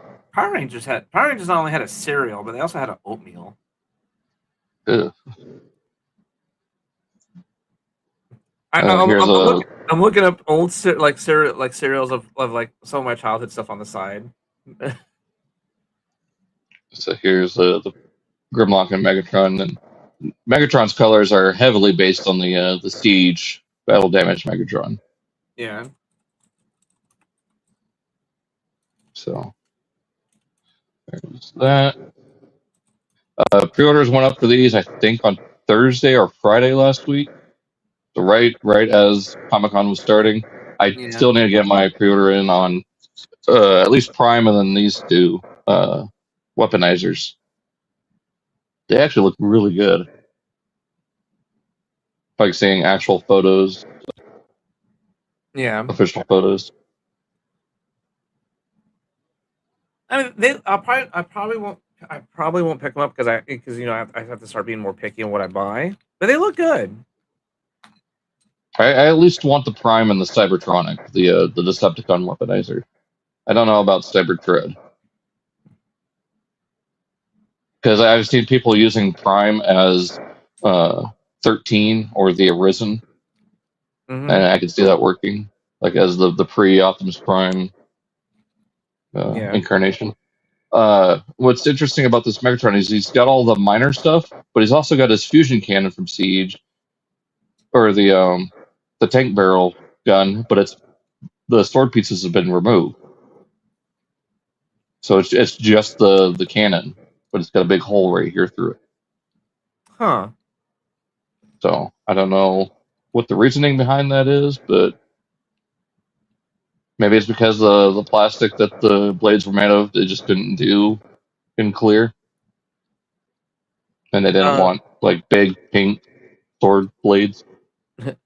Speaking of which, did you guys any watch the new Masters of the Universe movie? I've watched it only just for fun, and I know it was not well received, but I don't care what anyone else says. It's fun, but really corny. It's like I think I gave it like a 7.5. I know it just got posted on a Prime like I think what was it, like Dalton said, like what, a few days ago? Yeah. And the clips have been blowing up everywhere, and people are calling it the next Transformers 1, where it failed so hard at the box office that it might not get a sequel. But it's also Amazon. No. Huh? Go ahead, say what you're saying. But I'll chime in after. But it's still too early to say, because it has been not even 2 months. It came out at the beginning of I'm more shocked that Amazon pulled it from theaters this soon and posted it. Like when I heard it was on digital, I thought I had to go pay for it, But no, it's like you can go watch it on Prime right now for free if you pay for Prime. And I'm like, this soon? This soon? And the clips I've been watching have just been, oh my god, I gotta go watch this movie, man, because because like some of the say what you want about Jared Leto, about him as an actor, but he fucking kills it with the sass as being Skeletor. Holy shit! Oh yeah, he nailed Skeletor, I think. Oh fuck yeah! And I was like, why don't you face me? A, I don't have a face. B, I just don't want to. I'm like, that. Oh my god, they nailed his character down fucking perfectly. And then all the gay jokes in the whole movie too are just amazing. Oh yeah, Skeletor, he gay. Oh my god, the whole fist him on Ram scene was just. I was like, yeah, I'm gonna go fist him. Wait, what? Yeah, you go ram him. Wait, what? They included but then they also have I also saw the Trapjaw versus Man at Arms fight, and I'm like, what the fuck? Why was the promotion not showing clips of this? And who, Amazon, did you hire the Transformers 1 / Dungeons and Dragons PR team and not put some of these clips out before the movie or when the movie was out? Because some of these clips would put butts in seats. I'm already seeing so many reposts and so many reposts and retweets and posts underneath clips of why didn't I not see these clips before it hit Prime? I would have got to see it in theaters. And I was like, don't tell me they pulled it from theaters already. And I went and I checked my local area. They pulled it from my area already. And I'm like, what the fuck? Scary Movie is still in my theater, but then again, my area, to be fair, my area is very ratchet, so it makes sense why Scary Movie would still be in theaters. Yeah, I see. I don't think Amazon is worried at all about how well it performed in theaters, because I think they've already greenlit or are talking about making a sequel, especially if you watch the end credit. So don't say anything. I'm not saying anything. But I'm just saying, I don't think they're worried. I personally didn't think it was as good as Transformers 1. I mean, it's pretty good, but I don't think it's up there, in my opinion. Well, But that's just me. If you want to, the bad part is with Transformers is that Transformers is about a war, so it's always going to have a level of seriousness to it, no matter what. Unless you make a pure kid version of it, it will always be kind of heavy, you know. Oh yeah. He-Man was a show designed to be a typical Saturday morning cartoon. Oh yeah, I know that. It's just well, like I'm saying it. I'm saying it in the positive light, which means it's more of a franchise that can be lighthearted. It can joke around. But it's easier for that stuff. It's easier for that stuff to be. He-Man can get away with it, but Transformers really can't without it feeling kind of like forced. You know? Yeah. 3-0 has their booth set up had their booth set up at Comic-Con. So you got Stepper. This is the MDLX, which God, he looks good. There's their Shockwave. I think these are all out. Megatron, I think, is an exclusive. Yeah, show exclusive. Sound Blaster with Ravage. Obligatory repaint. Oh, look at poor Shockwave's horns all bent up. To be fair, there's the gold bug. Yeah. I mean, to be fair about his horns is like that. You can definitely that's a prototype. So the thinner materials are like, if it just gets too hot in the room, it'll start warping. You know. Maybe. Starscream from Bumblebee. Jazz. Last Night Megatron, which is topical. I'm like, I hate that it's now we're finally getting to the point of we can get movie figures this damn good because of like Yolopark and 3-0 and all that. Mm-hmm. I just kind of hate that it took us 20 years to get to this point. Yep. All right, so this is Blocky's little display. So they revealed they're doing a Action Edition or Classic Class. So this is like their $15 range that you can find at Walmart, like the Shockwave from TF1 and just retail. Well, no, the new Target reset includes blocky displays. Yeah, I've seen the Dark of the Moon Megatron the other day when I went. We have we put out Rise of the Beasts and Captain America. There's a Captain America they made too. Yep, and they've done some Star Wars stuff that I've seen at Walmart. There's the speaking of Bumblebee, or is it Rise of the Beast? Rise of the Beast. No, it's Bumblebee. Yeah. No, it's Bumblebee. Okay. It's the smokestacks. And then the more red on the torso. Yeah, and the windows on the chest are more solid and more put together. Yeah, they don't have the silver visor. Yeah, and the Rise of the Beast one also has that weird like gray part that helps separate them a little bit more. Mm-hmm. And then they're doing kind of their own. This is their Action Edition Optimus. It's kind of like their own style gen, where it's just a stylized Optimus Prime. Yeah. So they don't really have much set up there, but I know some of Agabus was there because they're working with Blockies a lot. This is the preview night, so this was right before the breakfast the following day. So this is just their setup that they have with all the studio series, current and upcoming.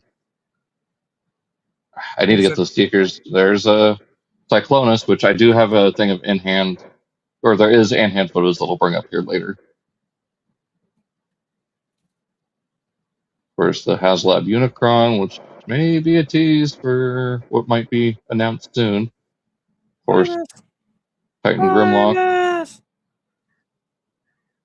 Oh, I need to get Big Bag Toys to ship mine next paycheck. I need to get this still. I had to cancel it right before BotCon. Thankfully, they knew how. What's the term? Wanted. In demand. They knew how in demand that is because, like, thankfully, it wasn't a case of like if you pre-order it, you're fucked.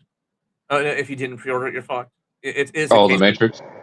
the Matrix is a case of if you want it, you can get it. It's in fact, it's it is plentiful. It is plentiful everywhere. I think like the only place that you probably don't want to buy it is weirdly enough is Big Bad Toy Store, strictly because they put a weird like a few dollar markup on it.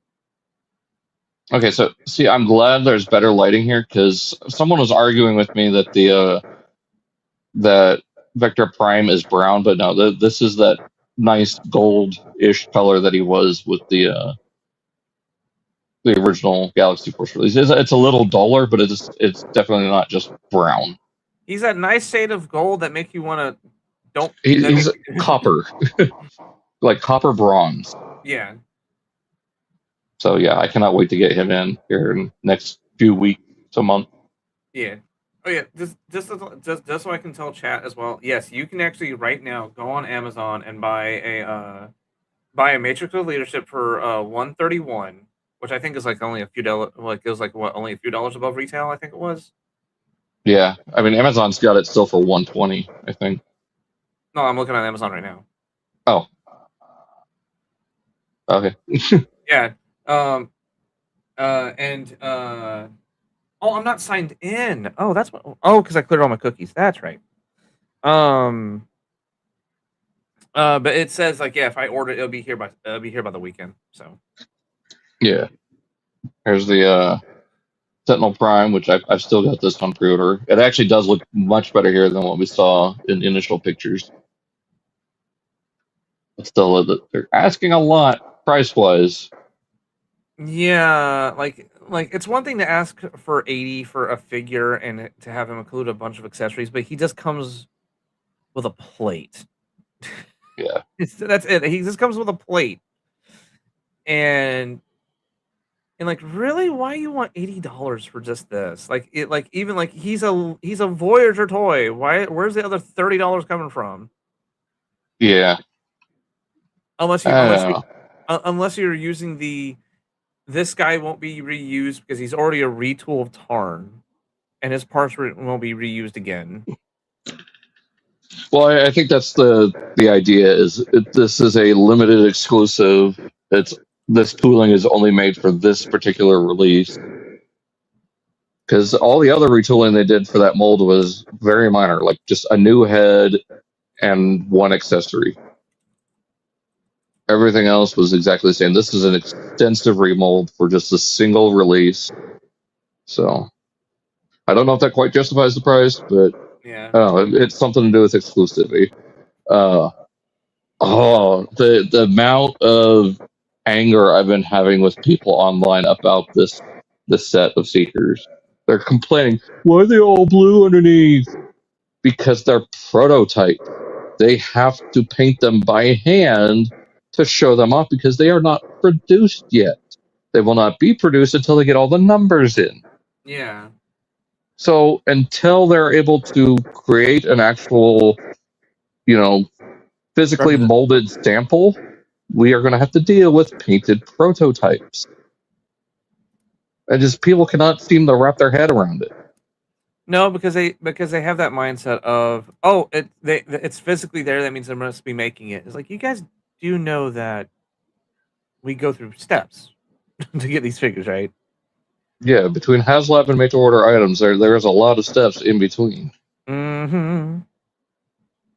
So yes, for right now, these are all just repaints of Thundercracker until they're actually produced and they're properly molded and painted. But these are the colors that they plan on doing. Of course, actual final colors will vary. Yeah. But these are the colors they plan on using. So. Some people are saying if you have any Orion Pax figures and the Siege and the Energon Prime from Walmart to make it have the transition where Orion becomes Optimus, like from IDW or TF1. That'd be cool. Okay, I can see the paint chipping off, but that's I'm not. It's the concept of it, and yeah, and now that you say it's hand painted, you can definitely see where they had a layer on really thick in certain areas because, like, yeah, because like trust me, both The yellow shoulders. the shoulders and the guns, because like as a model as a model painter myself, like I can tell you this right now. If you're trying to transition from a dark color like blue to like yellow and orange, you are going to be because look at that. Look at how thin the coat of blue is on him. Because they barely had to change anything. Yeah. But yeah, if you go back to the other guys, like just especially Nova Storm and Sunstorm, yeah. Yeah, look how thick the paint is on the null rays. And and you can like especially like go back to the other dude. Look at the ridges on the null rays. Like a lot of details are muted because they had to lay the paint on so thick. But that's not the point. The point is that we get that we have the concept and idea of what these guys are going to look like when they're done, but they'll look even better because they won't be painted. Yep.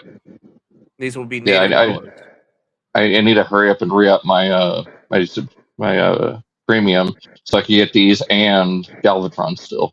Probably do that here next few days before Galvatron closes.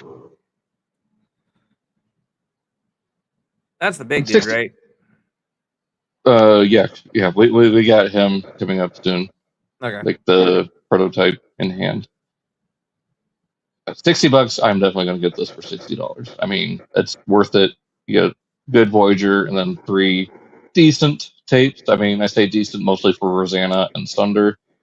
When you view these guys as more of pack-in add-on figures than try to be their own figures, they're a lot more palatable. Oh yeah.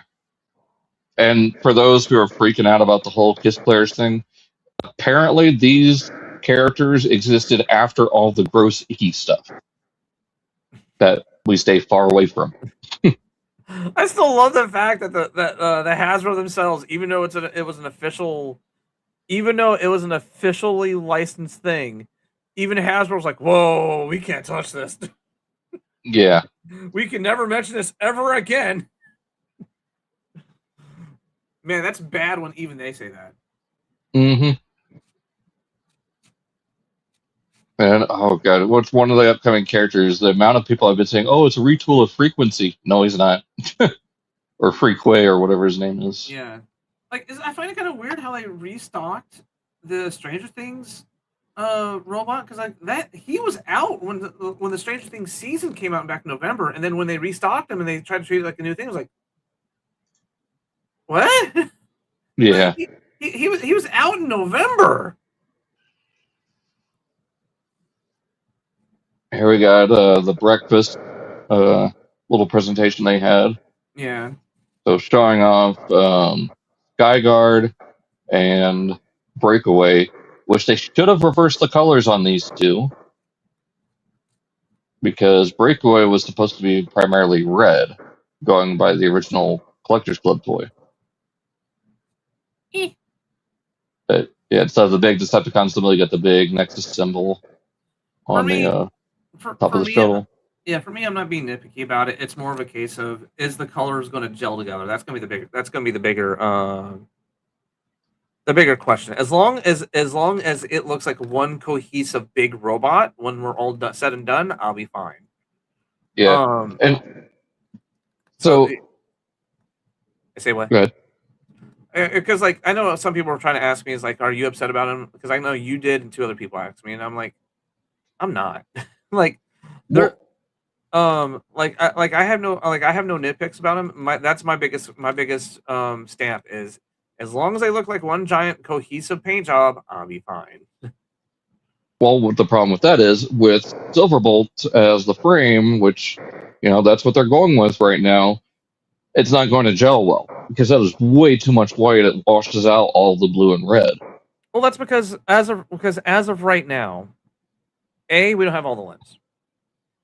B, they said in that initial live stream so long ago that it was going to be the body first and then the limbs later, and with maybe a frame to come later. But judging how everybody is responding, the frame's going to come later. And we're going to get the other limbs. We're being too hasty right now. See, I think we're still going to get Landquake and Topspin. Yeah. I think what they're going to do is repurpose Bruticus to somehow be able to fit a helicopter as a leg, as well as be able to still use Landquake as the leg. Like if they still go with Landquake as a limb member. True. So they could heavily modify Onslaught. Like they could do Heatwave as the most of the frame itself, turn into some sort of truck, kind of like what we see with that 3D printed one we saw. Yeah. Like kind of like an Apex armor. Like the frame itself will become a robot, but then it forms the frame of Nexus Prime. So in all aspects, Nexus Prime himself, complete, will still be a combiner. Yeah. Because the frame is its own robot, and they're all attaching to him. Yeah. Like that's what I would hope for. Hopefully, that's the next one of the commander classes for next year. We know one of them is Thunderwing. We don't know what the other one is. Maybe. So hopefully, that other commander is a frame for Nexus Prime that is somehow Heatwave still. Yeah. That Studio Series 86 display is only missing 3 characters that are ones left to have yet to get figures of the Coneheads. Yep. Yeah, I mean, yeah, we're only missing the Coneheads. I mean, yeah, we are approaching all the Yeah, we basically are approaching all the figures, all the characters from the 86 movie, aren't we? Yeah, we still need Arbalest and the Coneheads, as well as I would love for them to revisit Scourge and tweak it a little bit. I need to go back and thankfully, thanks to him being so overstocked, I can go get Scourge and Armada. Yeah. For decently priced. There's only gonna be one figure that will never make the 86 line that's gonna piss a lot of people off. Who? Unicron. Well, no, they're still thinking about doing an 86 style Unicron as a regular Titan. Oh, it's a Titan. Okay. Yeah. They wanted to gauge from fans how they want a new Unicron, whether they want it as a leader, commander, or Titan. Oh yeah. I think a standard release Titan would be perfect. Oh yeah, I just remembered. Go check out your targets, guys. They have a brand new Transformers the movie T-shirt out in their graphic design T section in the men's section. I'll have to go look for that next weekend then, or this coming weekend. I found that last night, and I didn't even get any kind of notification that was out. Because I saw, like, you know me, the Transformer fan, I saw it from a mile. I just saw Ultra Magnus's head from a folded shirt. I'm like, the fuck? And I got closer and I saw the lasers. I'm like, is that the fucking movie poster? And I unfurled the show. Holy fuck, it is! Yeah, I'm gonna have to look for that. At the Icons Megatron, which, yeah, I mean, yeah, we go to the Prime. I'm probably gonna get this too. Yeah, we all saw this one coming. I mean, if they're gonna do the Autobot, they're definitely gonna do this as a Decepticon. Yeah. The Maximal Pack, which, yeah, this is all you get for Beast Wars, guys. You get a pack of repaints from Takara, just repacked in a box for $220 each. It irritates the hell out of me. Or we're just like, oh yeah, Beast Wars. It like the whole attitude feels like, oh yeah, Beast Wars. Yeah, we gotta do something for that, don't we? Fuck. Just re-release them all. To be fair though. That Tigertron's probably going to have the updated white plastic, so it won't yellow. Yeah, it's just a repack of the Takara release. Yeah. Like, I guarantee they probably just took some extra stock that Takara had of their Versus packs and just took them out of the packaging, put them in this new packaging. There you go. It's a good way to get rid of overstock. But also at the same time, like, what else would you guys do? Because like when you think about it, like design wise, right? Like we just had a good bunch of like all these figures came out like 6 years ago. 4. 4 years ago, 4 and or 5, yeah. yeah, and some of them really still hold up. So why would you want to do anything else? Like try to design anything like new? You say that, and then Beast Wars is being eyed for additional part of Studio Series. So we're probably going to get much more show accurate designs for Beast Wars. Like, I would like a larger Voyager Optimus Primal, because the one that's in Kingdom was puny. Who would I see? Who would I like to see as a redo in Studio Series for the Beast Wars? Silverbolt. Hands down, Silverbolt, because that Legacy toy was crap. No. Oh, Transmetals. I mean, all of them, honestly. Yeah, all of them, all the Transmetals, because like the more I think about it, the more because like my brain instantly went to like Transmetal Cheetor. So I was like, no, but we also have Transmetal Optimus Prime, and then brain just starts all of them. We don't have all of them. All right, what about Scooby Doo? So apparently these heads do not have swivels. Ooh. I know that's a rotating, like there's fixed in place. Yeah. And you can rotate the head out. Yeah, they're still removable, so you can put Titan Masters in there. But from what I've been hearing, they don't swivel. I don't know how true that is. I guess we'll find out when more people get them in hand, but yeah. Yeah. Of course, there's Bruticus. There it is.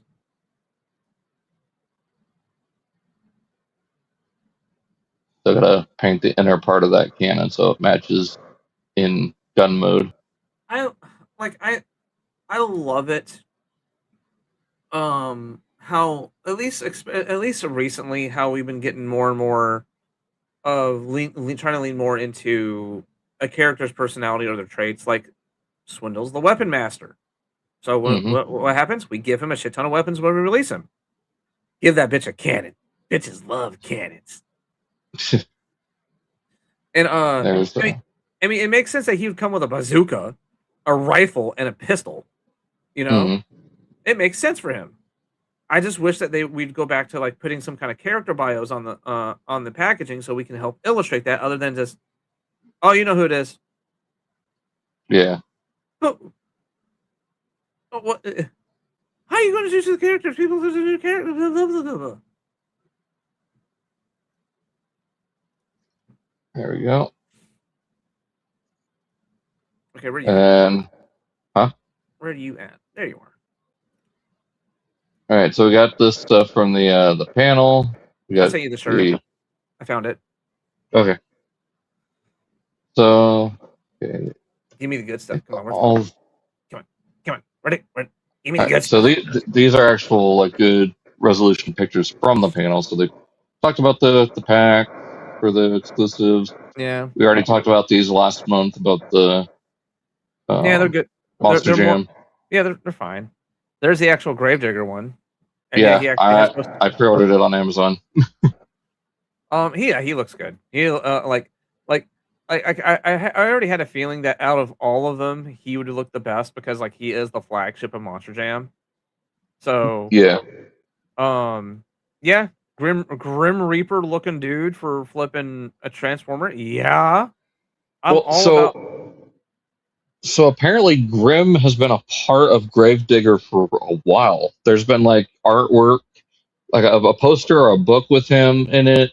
There was a Monster Jam track that Gravedigger had to launch, or your monster trucks had to launch into him to defeat him. And there was like a little toy that came with a Gravedigger at one point. So yeah, Grim is actually part of the Gravedigger legacy. Canon. He's part of the canon. So it makes sense, I guess. Yeah. Of course, the Walmart capsule. There we go. First prototype image of Shock Whale. He's going to be leader class. Comes with a blast effect, a stand. The pectoral fins are able to separate from the sides of the whale. See, this is why I'm kind of endorsing the conversion of Studio Series into just like do everything from the cartoon, like everything from media. Because give us more experimentation like this. Give us more fun stuff. Because like it's Transformer fans are definitely in the case of we don't know what we like until it's presented to us. Yeah. And I love and hate that because like we're in our own little. It's like an autism kid eating nothing but like chicken strips, right? Yep. And We're in our own rut of our own choosing. yeah, and I'm just gonna use the most basic examples of like, okay, we eat nothing but chicken strips and fries with ketchup, nothing else, right? Until someone comes along and goes, why not try barbecue sauce? It's still the same thing that you like, but now it's a different sauce. And then of course, like every other person on the face of the planet, we try barbecue sauce and we go absolutely nuts. It's still the same stuff, just a little bit better. Yep. And we just need more of that. we just need to experiment a little bit better because like, yeah, we have this. Oh, look, it's this guy again. Yay. Yeah, I can't wait to see like in-hand images of this prototype, either during like Transformers Day or New York Comic Con or CCXP, Mexico. Just give me more images of this prototype. Yeah. Actually, in-hand images of that prototype too. Yeah, that's what I mean. Yeah, not just the renders, because like the renders, like if they're giving us the renders now, that means they already have if they have the CG renders, that means they're already testing it in hand. Yeah, it's just not to the point of they can comfortably present it because they're probably tweaking it still, because that's the whole purpose of it. Is to prototype to see what happens physically, and then they'll okay, if this doesn't work this way, then we have to put this here, that there, that. Like a first draft type of thing. Mm-hmm. I might get that Cheetor. I like the paint job better on the Cheetor. Well, you'd have to buy the full set. I mean, or the Cheetor versus Watchbender. Oh, robot. Yeah, you're roboting robot too. Yay, internet. It's me here at home, but I don't know if it's my end or your end. It's probably my end if I'm being a robot too. Yeah. Okay, anyway, we try this ever. Roast reminds me, Dalton, how much are you caught up with the Skybound comics? I can say I haven't read a single issue. I haven't read any of it yet. I just got the 4 volumes. I haven't touched any of them yet. But yeah, Shredhead. I said this in the group chat. I'll say it here. I don't care if he looks like a basic bitch transformer. You put it to that next tab. This one? That one. I don't care if he's a basic bitch transformer. If it means all the budget went to that glorious artwork, I will take it. Well, so this, and I was watching a video by ToysRUs, and he was interviewing Nate and Evan. This is going to be a Pulse exclusive, and it seems like most of the characters they have planned for the Skybound release are going to be Pulse exclusives, and they plan on doing at least 4 a year, like 3 or 4, for the foreseeable future, because a lot of those have a lot of paint and certain molding that they can't really do at mass retail. Because they said the Shredhead could sell well, but the best paint would probably get is just the lightning on the side like that. I mean, that's perfectly understandable. Like if you show me this with that kind of paint scheme, I would instantly tell you this has to be like a website exclusive. Yeah. Now I want us to go back to having the website exclusives be stuff like this, be a gnarly paint job on a figure. And not to mention, it's a new mold too. So like what they could do now is just like maybe re-release them as someone else, or just as a dulled down version. Like it doesn't have the mural on the side, just the lightning. Nah, like nah. Keep the mural. We come on. It's part of him. Or do the mural as stickers instead of a paint decal. Nah, like we're just releasing it as someone else, because like. You're still asking, like you're still trying to compensate the money. The budget still has to go somewhere. Yeah. It's just take away the mural, take away the paint job, give him a different head, and call him someone else. That way the masses can get now a third party can possibly do the stickers, but not Hasbro themselves. But no, I can completely understand why, because because an exclusive has the more budget to have that kind of a paint job. Yeah. God, because like people don't see it, but like it's not in the pictures. But that same mural is on his shield too. It's on the roof. Yeah. We'll get to that after. Yeah. As we go into the presentation. Announced Wave 1 Studio Series, or not Studio Series, Age of the Primes, which is basically the last wave of Age of the Primes. Shredheads referred to they, them. Okay. Yeah, and I guess non-binary. Yeah, probably. I mean, it makes sense. A little bit. Yeah, along with the other two, we get Alpha Bravo and Wild Rider. They didn't really show any actual images, they just showed the artwork for whatever reason. I mean, to be fair, like, the two of those we already saw. Skybound, Skyguard, and Breakaway. Wild Rider is just a G2 repaint of a figure. That these are all repaints. There's nothing really new.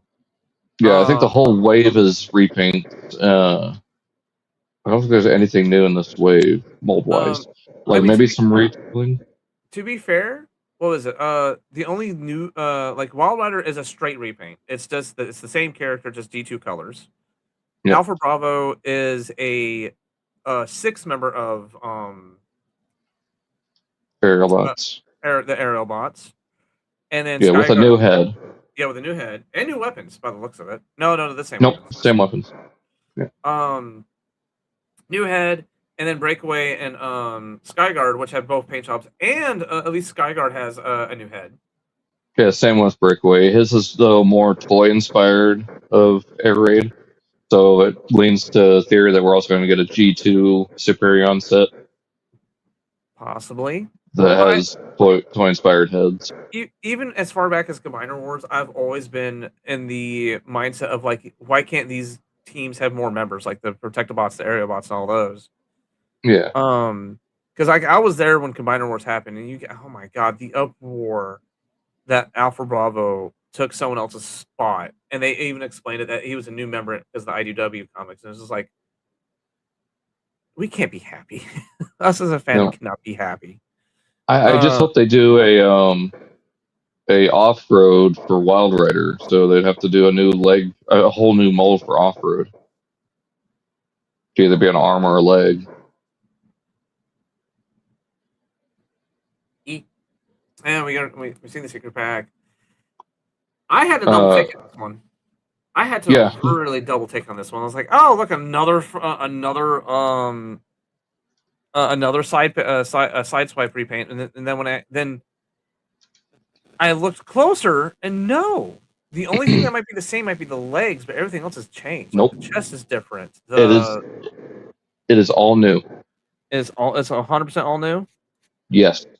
Apparently, it's going to be Wave 2 of next year. They just wanted to show it off, kind of like how they did with Swindle, with showing off Bruticus. Okay. And of course, with them showing off Red Alert first, I mean, Sideswipe's already down the pipeline because all you have to do is just make them red and take off the light bar and done, same exact figure. Well, and then switched around the arm a little bit because with this, I don't know if you could see, but the elbow, like the arm panel is not, like the arm panel itself does not move out of the way. The arm is inside of that. Think of how Trailbreaker and Hoist work with their shoulder, but this is at the elbow. Yeah. So the elbow is free floating on a pin, and it bends there. The whole arm with the panel swivels at the bicep. I mean, it makes sense because they're invoking the G1 toy. Well, yeah, but I think with Sideswipe they might change that around to where the whole arm is separate. Like the whole arm can move with the door panel. Yeah. But if you look down at the logo, it's not the 86 movie logo. This is the start of Studio Series 84. I mean, it says G1 Red Alert. Well, yeah. I mean, I'm just saying, if you look at the Transformers logo, usually if it's an 86 character, it'll be with the 86 style logo. Yeah, this is more for the TV show. I mean, I would not doubt it one bit that they would have something locked and loaded that in the same day that well, at least the same event that they announced that it's going to start it's they officially said that it's going to start taking on uh it makes sense that in the same event when they announced that hey, yeah, Studio Series is now going to include the comics and the show that they would have a comic ready and a show ready figure to um to help demonstrate that. Yeah. Alacon confirmed just to be a repack of Earthrise, unfortunately, because this is such a simple transformation, it's barely a transformation. I mean, like, even in the show, like, at least he transforms more than he did in the movie, technically. Because, like, in the movie, all he did was that because remember, all that happened in the movie, transformation-wise, was that the head came up and his claw and his hands went sharp. That's it. That was the whole transformation. At least they try to give him different arms. Yeah. TF1 Shockwave, which is actually ready because they have a sample of it on the floor. So this is going to probably go up for pre-order, I'd say probably next week. Yeah. Very, very soon. Probably go out, start shipping out around December, I would say, because this is the final wave / first wave of next year. 86 Wheelie, just a retooled head from the toy version that came out because it was more meant to be this, and then the toy version was just a side effect of it. Yeah, we called it. We called this one. So yeah, Wave 2, we're getting Nautica, so there's a comic ready design. Well, I was actually more referring to Shredhead, but that's a Pulse exclusive. Yeah. But that's actually a Pulse exclusive, not an actual Studio Series. And they did confirm she is soft. She is coming with her wrench because she is. I think she takes over after Ratchet. She's the next medical officer. I'm going to poke fun a little bit at the vehicle. It looks like a squeaky toy. It's a little boat. It looks like the same type of boat I would give a 1-year-old to play in the bathtub. Yeah, a little bit. I'd love to see them repurpose her into Thunderblast from Cybertron. Yeah. They didn't show any Voyagers besides Shredhead, but they're repacking Swoop, like they've done with all the other Dinobots. So repacking, re-releasing.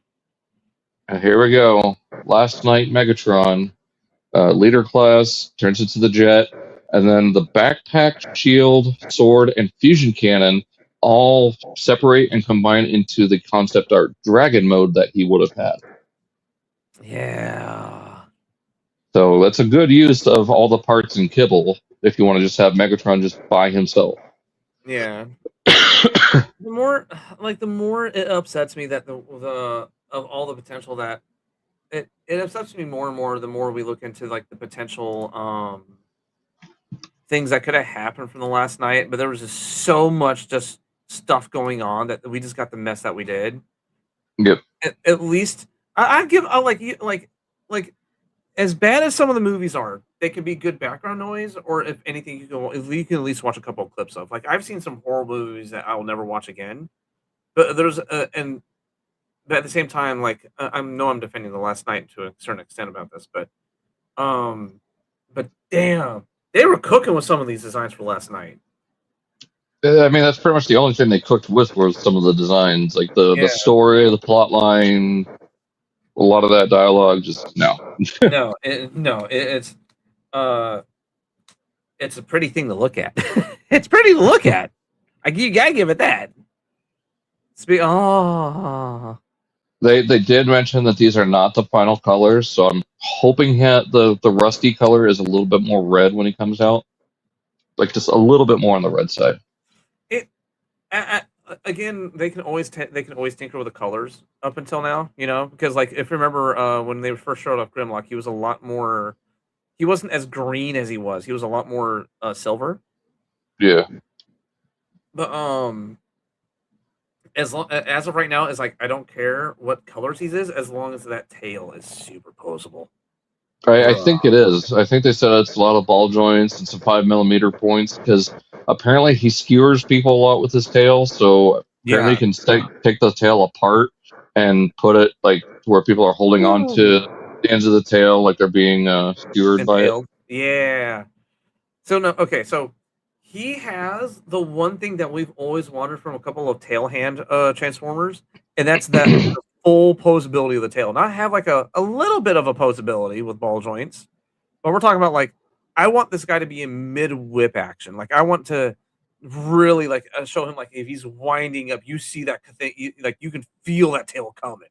Type of Kind of like the Cobra from Beast Wars Neo, Corada. Yeah. The only other person I could really think of as who can do this as well, off the top of my head, is Transmetal's Megatron. Yep. But even then, even canonically show wise, the tail isn't huge, like whippy. It's more meant to be very stiff. It's more meant to be a gun that can whip around. You know. Yeah. It's super stiff because it was based off the toy first. But yeah, that's something that only like a Titan class can get away with, to having like that stupid posability of this massive tail just coming whipping around. Mm-hmm. So I'm trying to get through here. Let me just scroll down.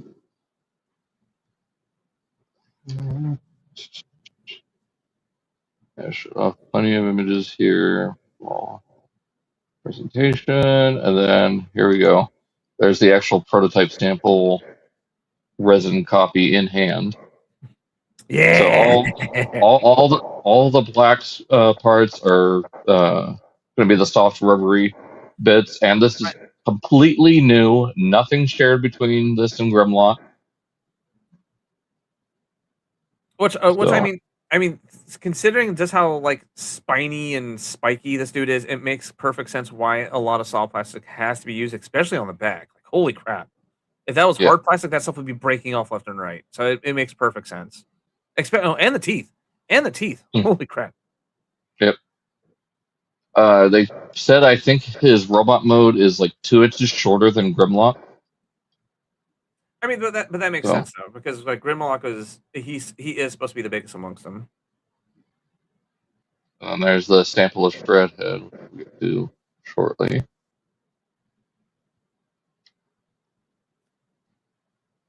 Yeah, so there's the mural on top of the van. And on the side. Yeah, you can only get that stuff being painted on from it being exclusive, which makes 100% sense. Oh, and it's a different. Oh, okay. No, I mean it's the same. It's just smaller. Yeah. Or like cropped. There we go. We really did have a thing for barbarians in the 80s, didn't we? Oh yeah, barbarians and wizards, because that wizard looks a lot like Gandalf. Oh, because of D&D. Dungeons and Dragons help spark that off. Yeah, that makes so much sense. So here's the official images. Here's a better look at Scorn. Yeah. Bruh, we thought having the leader class 86 people were going to be cool. Having the Titan classes, or at least not in the Titan classes, but like having the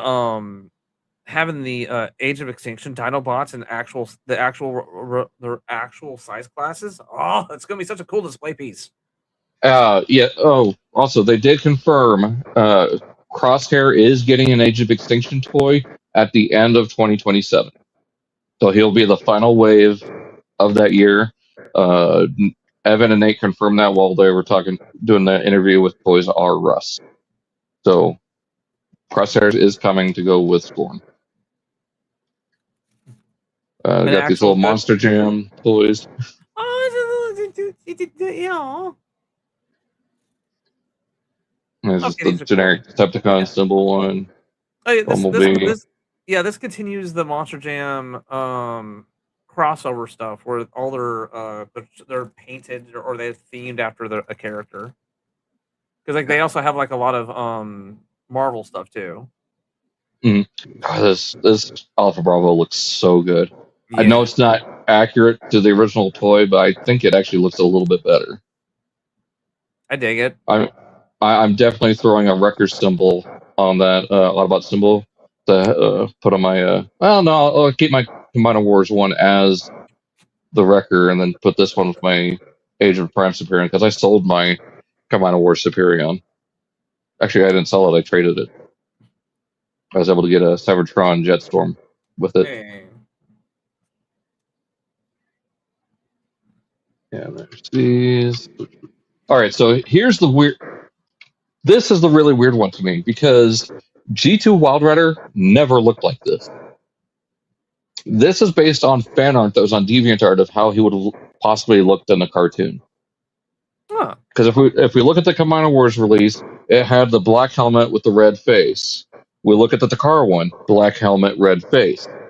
This is the only one where they've added the silver. Like, even third-party ones didn't even do the silver chest and helmet. Mm-hmm. So it goes along with that theory with the G2 breakdown that they're going off of fan art rather than official original versions of the toy that were canceled or official artwork. Or maybe the they don't want to get it too close to the Takara version, so they can be different. I don't know. The helmet looks fine. I mean, of course, a lot of people are comparing Skyguard to Cobra Commander with the shape of his helmet. Yeah. And of course, the color scheme. We already looked at these. See if there's anything else. Yeah, I was going to say, we already saw all these pictures. This is just... Yeah. So it's the same movie, just with deleted scenes added on. All right, so here we have the actual on the floor. Are kind of lack in terms of with Age of the Prime's final wave. Only seeing that the deluxe is not the entirety of what it looked like. We didn't see the Voyagers and the Leaders. I think it's because like Age of the Primes was mostly meant to get the Primes out there, and not all the Primes out there. There's just kind of like we kind of had to trail this off somehow. Well, and I think they're saving the rest for either a fan stream here in the next couple weeks, or remember, September 17th is Transformers Day. They haven't revealed the HasLab yet, but they said it is coming very soon. I have a feeling that Transformers Day is the day they reveal the rest of Age of the Prime's final wave, as well as the HasLab.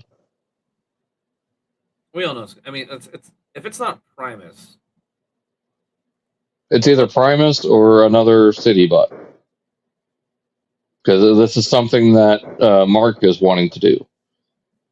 Because the last couple were Evan, this is Mark's HasLab. So it's probably going to be Primus, it could be something from animated, it could be anything. But most signs are pointing to Primus, especially with the hint being your collection is going to be a whole lot bigger. Well, it's not just that, but they kept on mentioning that if you got all the Primes, you can do something with their stuff. So I'm also going through Sentinel Prime in there too.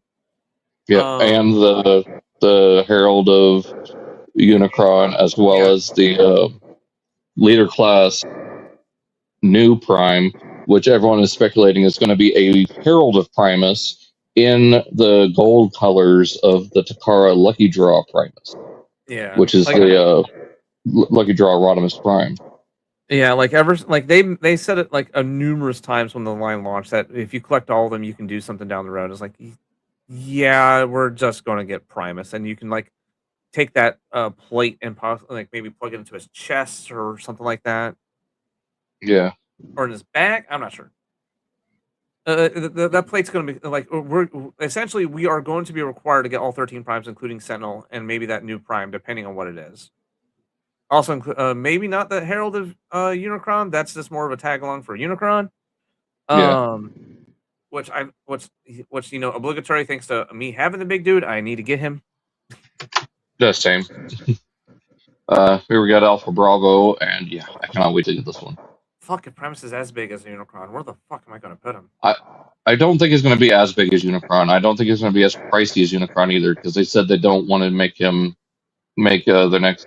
They don't want to make a HasLab that expensive again. I think it's probably going to be standard Titan size, but probably maybe like $300. Possibly. What? I know they also did say that they will never make a Transformer that big ever again because they want Unicron to hold that title forever, essentially.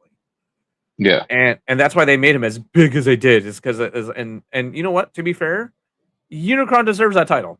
You know? Yep. Yeah, he deserves that. Out of if anybody was to be the biggest Transformer, yeah. Yeah, so if it is Primus, it'd have to be either Commander or Titan size. I think Like like maybe I'd be fine with like an in between and like Star Convoy size.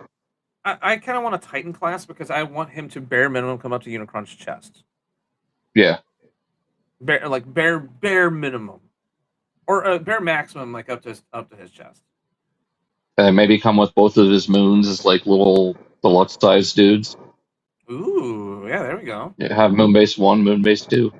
Either deluxe or core class. So they're not so they're not taking up too big. Oh, and I think if he comes or have them as tiers as deluxes then.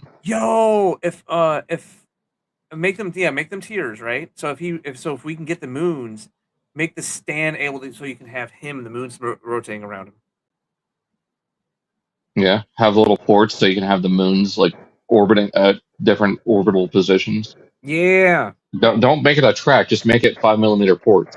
And then with those 5mm ports, you can either put the plate with the weapons coming out from underneath Unicron or Primus, as if he's above it, and then maybe like a little like aura thing coming down, shining upon them.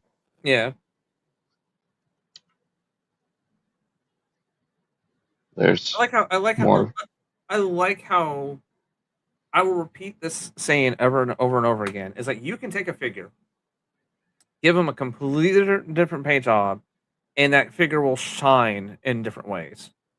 Oh yeah. And I love like what was it? TJ Omega said that like years ago. Like we're talking about like 2011, 2000, like during the height of the movie era, and it still rings true almost 20 years later. Yeah. I'm trying to find the Wild Rider picture. There we go. Yeah. Yeah, he is bright. Well, okay. To be fair, these are probably not. Judging by the paint, these are like hand painted prototypes. I think these are final samples. Oh, these are final. Ugh. Ugh. Ugh. G2 collectors out there, I'm saluting you right now. You have my sympathy. I'm more excited for the Takara release, honestly. But knowing me, I'll probably still get this too. So, reaping what I sow. Yeah. Hopefully, this goes up for pre-order soon.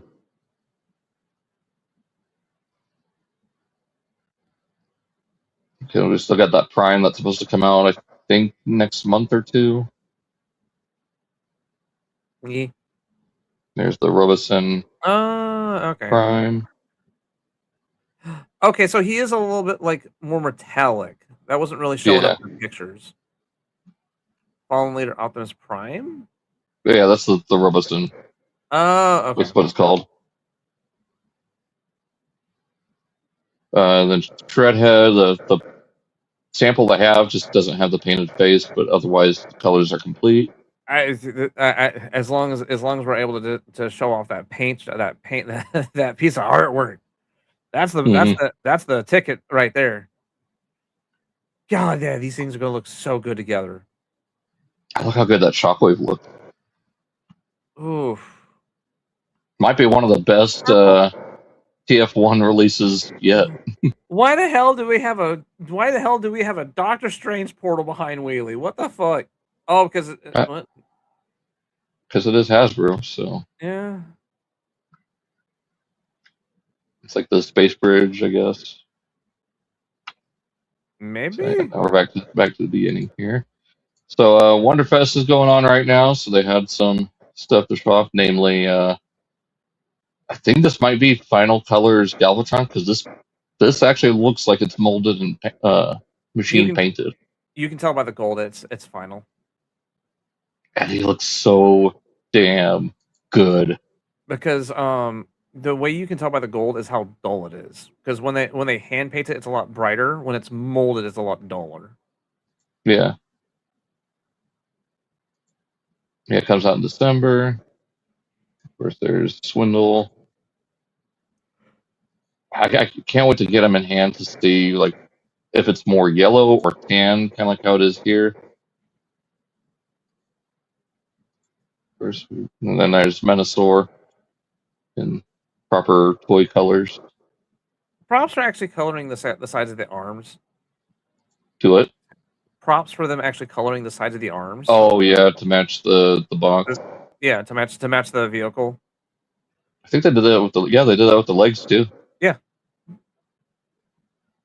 I just wish they added some like little tempo details a little bit, but that's what Toy Hex is for. Mm-hmm. Like I said, that was like I said, that sometimes they'll purposely leave things out. Yeah. Why do we have to budget it when we know the fans are just going to do it anyways? Sad fact, but true about our fan base. Oh, it's a recolor it's a recolor that's expensive ass Predaking that I'll never own. In police colors too. And he's an Autobot. I kind of dig this color scheme. I'd like to see them all individually, see how they all look. You got a Razor Claw with a red eye and a blue eye. Yeah. Woo! And I'm wondering when we'll get the prototypes for SSG1 Red Alert and IDW Nazca, since those two are Wave 2 and the other deluxes are Wave 1 for next year. We'll probably see them at Toy Fair. Yeah, well, either Toy Fair or maybe some kind of fan stream towards the end of the year. Because they always try to be a little bit ahead of the curve. Yeah. Oh, the this video. Yeah, this is an actual video. Yeah. The transformation is similar to the original with a few changes, but then you got the Unicron horns.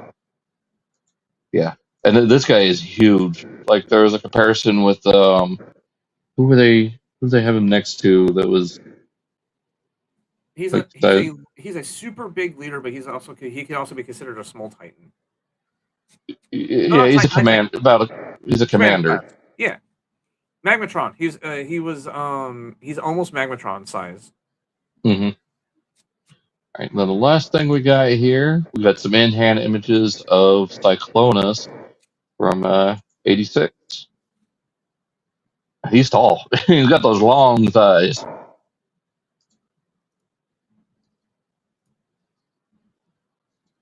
Yeah, I can't wait for this. It looks so much better than the Kingdom release, and he's not yellowing. I don't know what they were putting in the plastic mixture to make everything yellow from that era. I don't know. It was just awful. And he is a little bit taller than Galvatron too. It's because the reworked legs. That's what's helping him.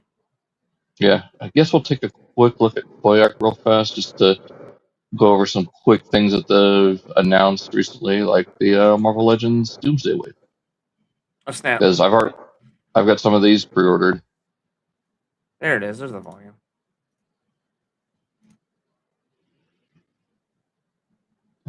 Scroll down here to the images. Yeah. Hello? What? All the Doomsday stuff? What the fuck? Yeah. I pre-ordered this, new Cyclops.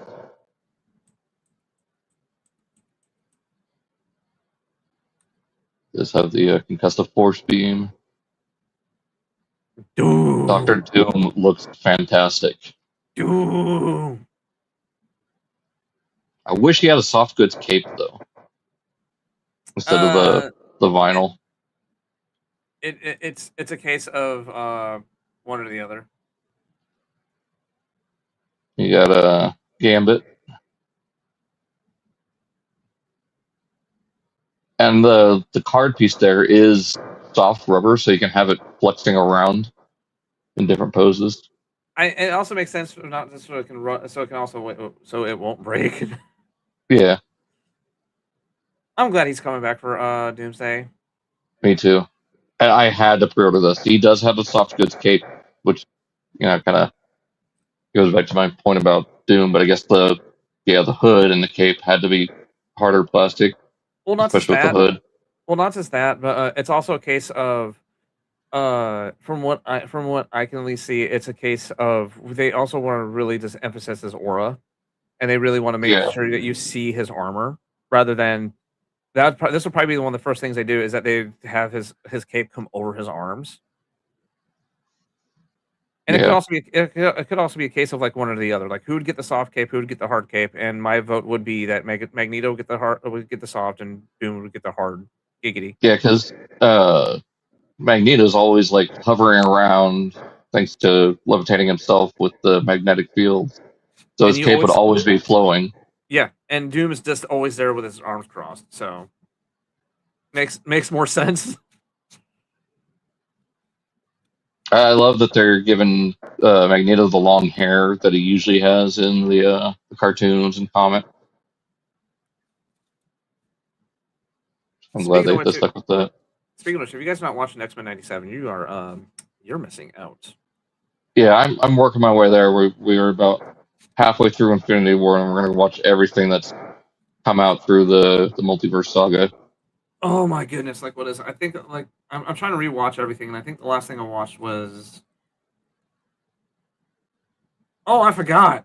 Oh no, I don't want to restart again. Oh no, Shang-Chi's yeah, like that was like one of the most slept-on movies of the past couple of years with Shang-Chi. That was such a I thought it was pretty good. yeah. Of the multiverse saga, it was pretty good. A lot of the multiverse sagas were just not that great. Because like especially like that I know a lot like the bus fight scene was just so damn good. What the fuck? Yeah, And that was him. Like he does his own fighting. It's not a stunt double. The guy who plays Shang-Chi? Simu. Yeah, he does his own stunts. So that whole fight scene was all him. That's cool. Yeah, that makes it even cooler. Of course we got Thor, yeah. Yep, and I'm glad they went back to the short hair instead of the long hair that he had in Love and Thunder. I think it's because I think it's because like he realized he's a dad. Well, that and a lot. Oh no, didn't he A lot cut of it at people the end? don't. I don't think he did. I think it was still long because if I remember correctly, Love and Thunder was all told from Korg's point of view. Yeah, it was. That's why it's so over the top, goofy, and stupid. Yeah, Except for like, the scenes with gore. yeah. As you're revealing is Voyager Drift, which has kind of missed the opportunity for them not to reveal it at a part of the wave. Which one? Daniel saying the one figure I'm anticipating to be revealed is for the comic edition that of the Voyager. Is for the comic edition that of Voyager Drift, which is kind of missed opportunity for them not to reveal it as part of the wave. I'm sure we'll see it on Transformers Day or New York Comic Con. Like they've only revealed half the wave so far for both. Like they haven't revealed any of the leaders or Voyagers for Age of the Primes. Like Cyber Shark, that's an easy one. Just imagine Skybite with green instead of yellow, and a more desaturated blue. Yep. Guzzle sounds like he's going to be a retool of Brawl. Machine War Starscream, just Skyquake and Dreadwing in black and blue, or black and gray mostly. New Prime, likely Kingdom Rodimus without the trailer, with a bunch of gold tank. So, yeah. Thor comes with Stormbreaker and the reassembled Mjolnir. Yeah, it's Sue Storm, which I didn't pre-order her. I think she's in a multi-pack. Yeah, she's in a multi-pack with Johnny. I need to figure out where to get them at. Yeah, Thing by himself. He does come with the rock beard. Hit. So this is more kind of based on how he was in the Fantastic Four movie. No, that's from the trailer. He had the beard in the trailer? Oh, not the beard, but the costume he has is Oh, okay, yeah. Yeah, these are all the costumes they showed off in the trailer. Except Herbie is his classic design, and he got redesigned in the trailer. Yeah. Or at least his head did. I mean, like, to be fair, like, Robbie's one of those where it's Robbie. like the robot, right? Herbie, my bad. Well, it makes sense why, like, it's a lot easier for them to redesign their clothes than for them to redesign Herbie, you know, or upgrade Herbie. Like, I mean, all I'd have to do is change the head, I think. Yeah. All that needed to change. Because, like, what was it? Like, for them to get new clothes, it would take only, like, a few hours. Bare maximum. But for them to upgrade Herbie would be, like, months. Yeah. I mean, programming-wise, they probably have it down, but they, you know, like, to retrofit new plastics and all that. Yeah. Star Wars Black Series, got some reveals. I'm just going over things I know we're most likely interested in. Not really. I'm not, like, I'm a very, very casual Star Wars fan. Like, I watched some of the shows and I watched the movies, and that's about it. Oh. Like I just caught up on Mandalorian, and I'm kind of super pissed at the movie. That the movie came out, because, like, the show wrapped up, like, pretty damn good. Like, we can just leave it there. Mm-hmm. And from what I heard, that's basically what the movie is. The movie is just them on a few adventures. I'm like, so the movie's not necessary to watch. It's a cool bonus, but we don't need it. That's another reason why it's flopped, is because it wasn't a we need to watch this. Is that you can skip this. Yeah. The most you can skip this out of all the Star Wars movies. Gar Saxon, this is from later seasons of Clone Wars. He's part of the Death Watch.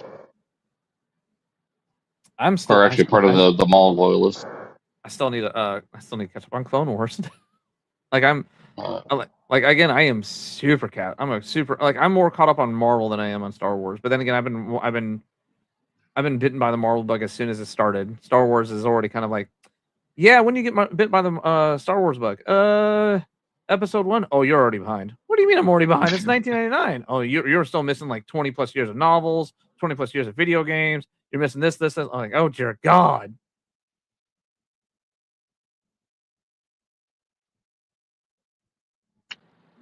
I'm so behind. Yeah, Mother Talzin. Yeah, I know she's from Clone Wars. I know that for sure. Yeah, I think like season 2 or 3. Oh yeah, she's early. Like even I know her. Like I was watching Star Wars Clone Wars as it was airing. I think up till right before season 4 premiered. Mm-hmm. If I go, hey, I recognize them, it's definitely early on the show. Got Rada. I like how they actually gave us a buff Hut, yeah. Instead of them just being this big slobs, you know? Yeah. It's like how do you give a slug abs? Like, how, like, I don't know how they found a way. They found a way possible. Life finds a way. Clone Wars Anakin, or Attack of the Clones Anakin. Got a Geonosian battle droid commando. Roger. These are the vintage collection too, so they're the 3 3/4 inch scale. I actually have a episode 1 battle droid still sealed on my wall. Like, out of like all the things that I own one Star Wars figure, and it's a battle droid. It's one of the most common figures that you can buy one sealed for $10. I didn't get any of those battle droids. I love the battle droids. Like, maybe. Well, it's not that I didn't want to. It's just I could never find them because everyone troop built them. Fair. God, the 3 3/4 inch Rada looks so much better than the Black Series version. I repeat myself again. How do you give a dude like this abs? Like, how, like you can tell it's like the muscle abs too. Like, it's like but you know how like strong guys have gut, like how they have muscle guts.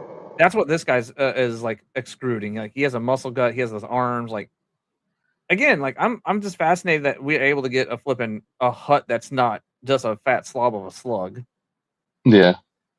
Well, Yeah. haven't seen the movie yet, have you? Yeah, I have not. I'm waiting for at this point.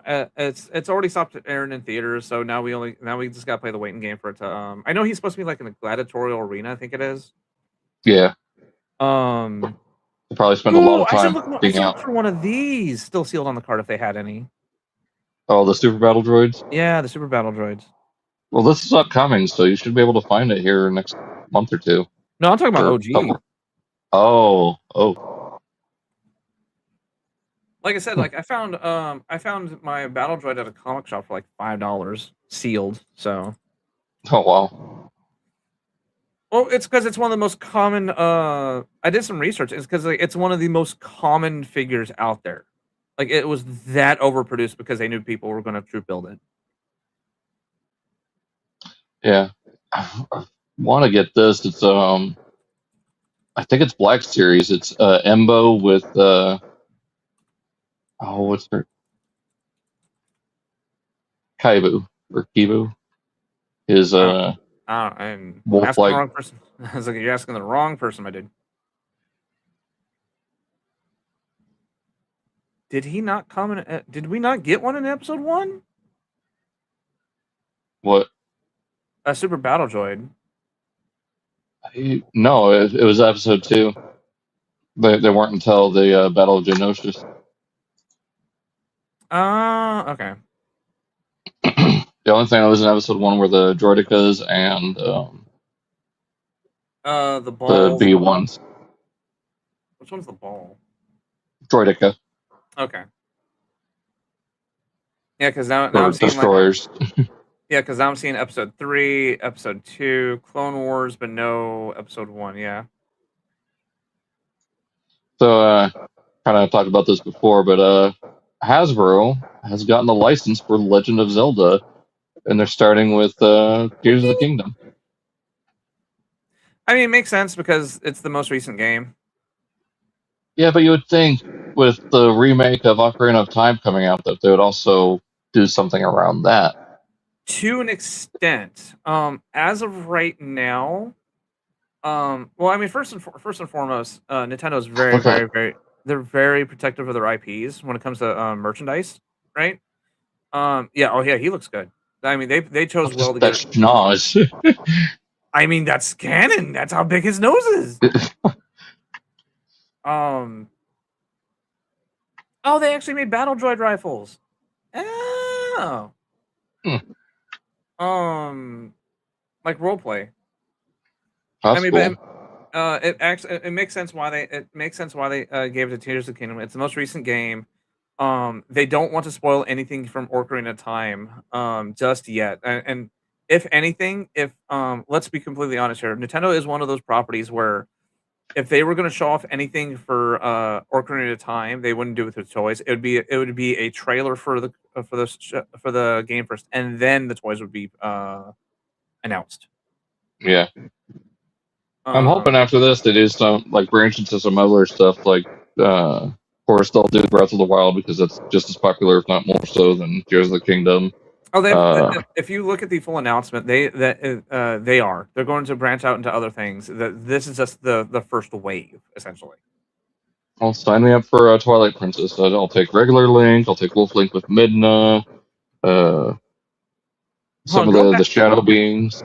Go back to the actual article. Oh.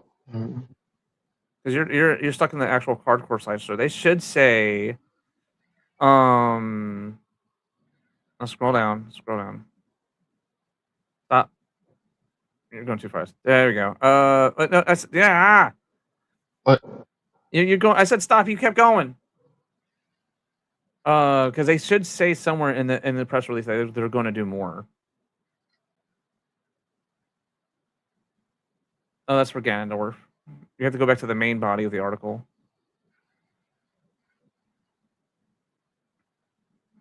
Or is it the actual announcement article? They said they were going to do more. No.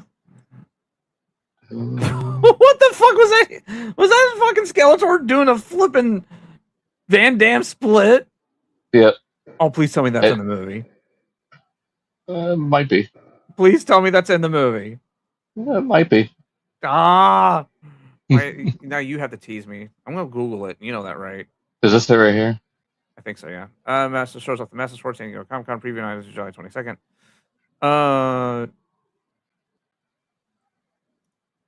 No. Let me scroll up here and type.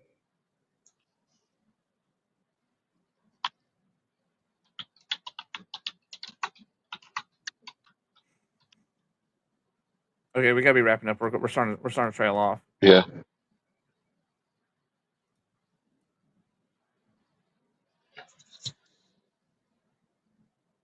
Let's see. It's just got the breakfast and preview night.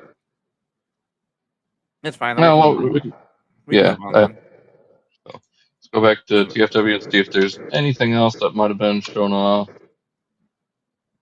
Because if we wanted to do anything off topic, we should have made it its own thing.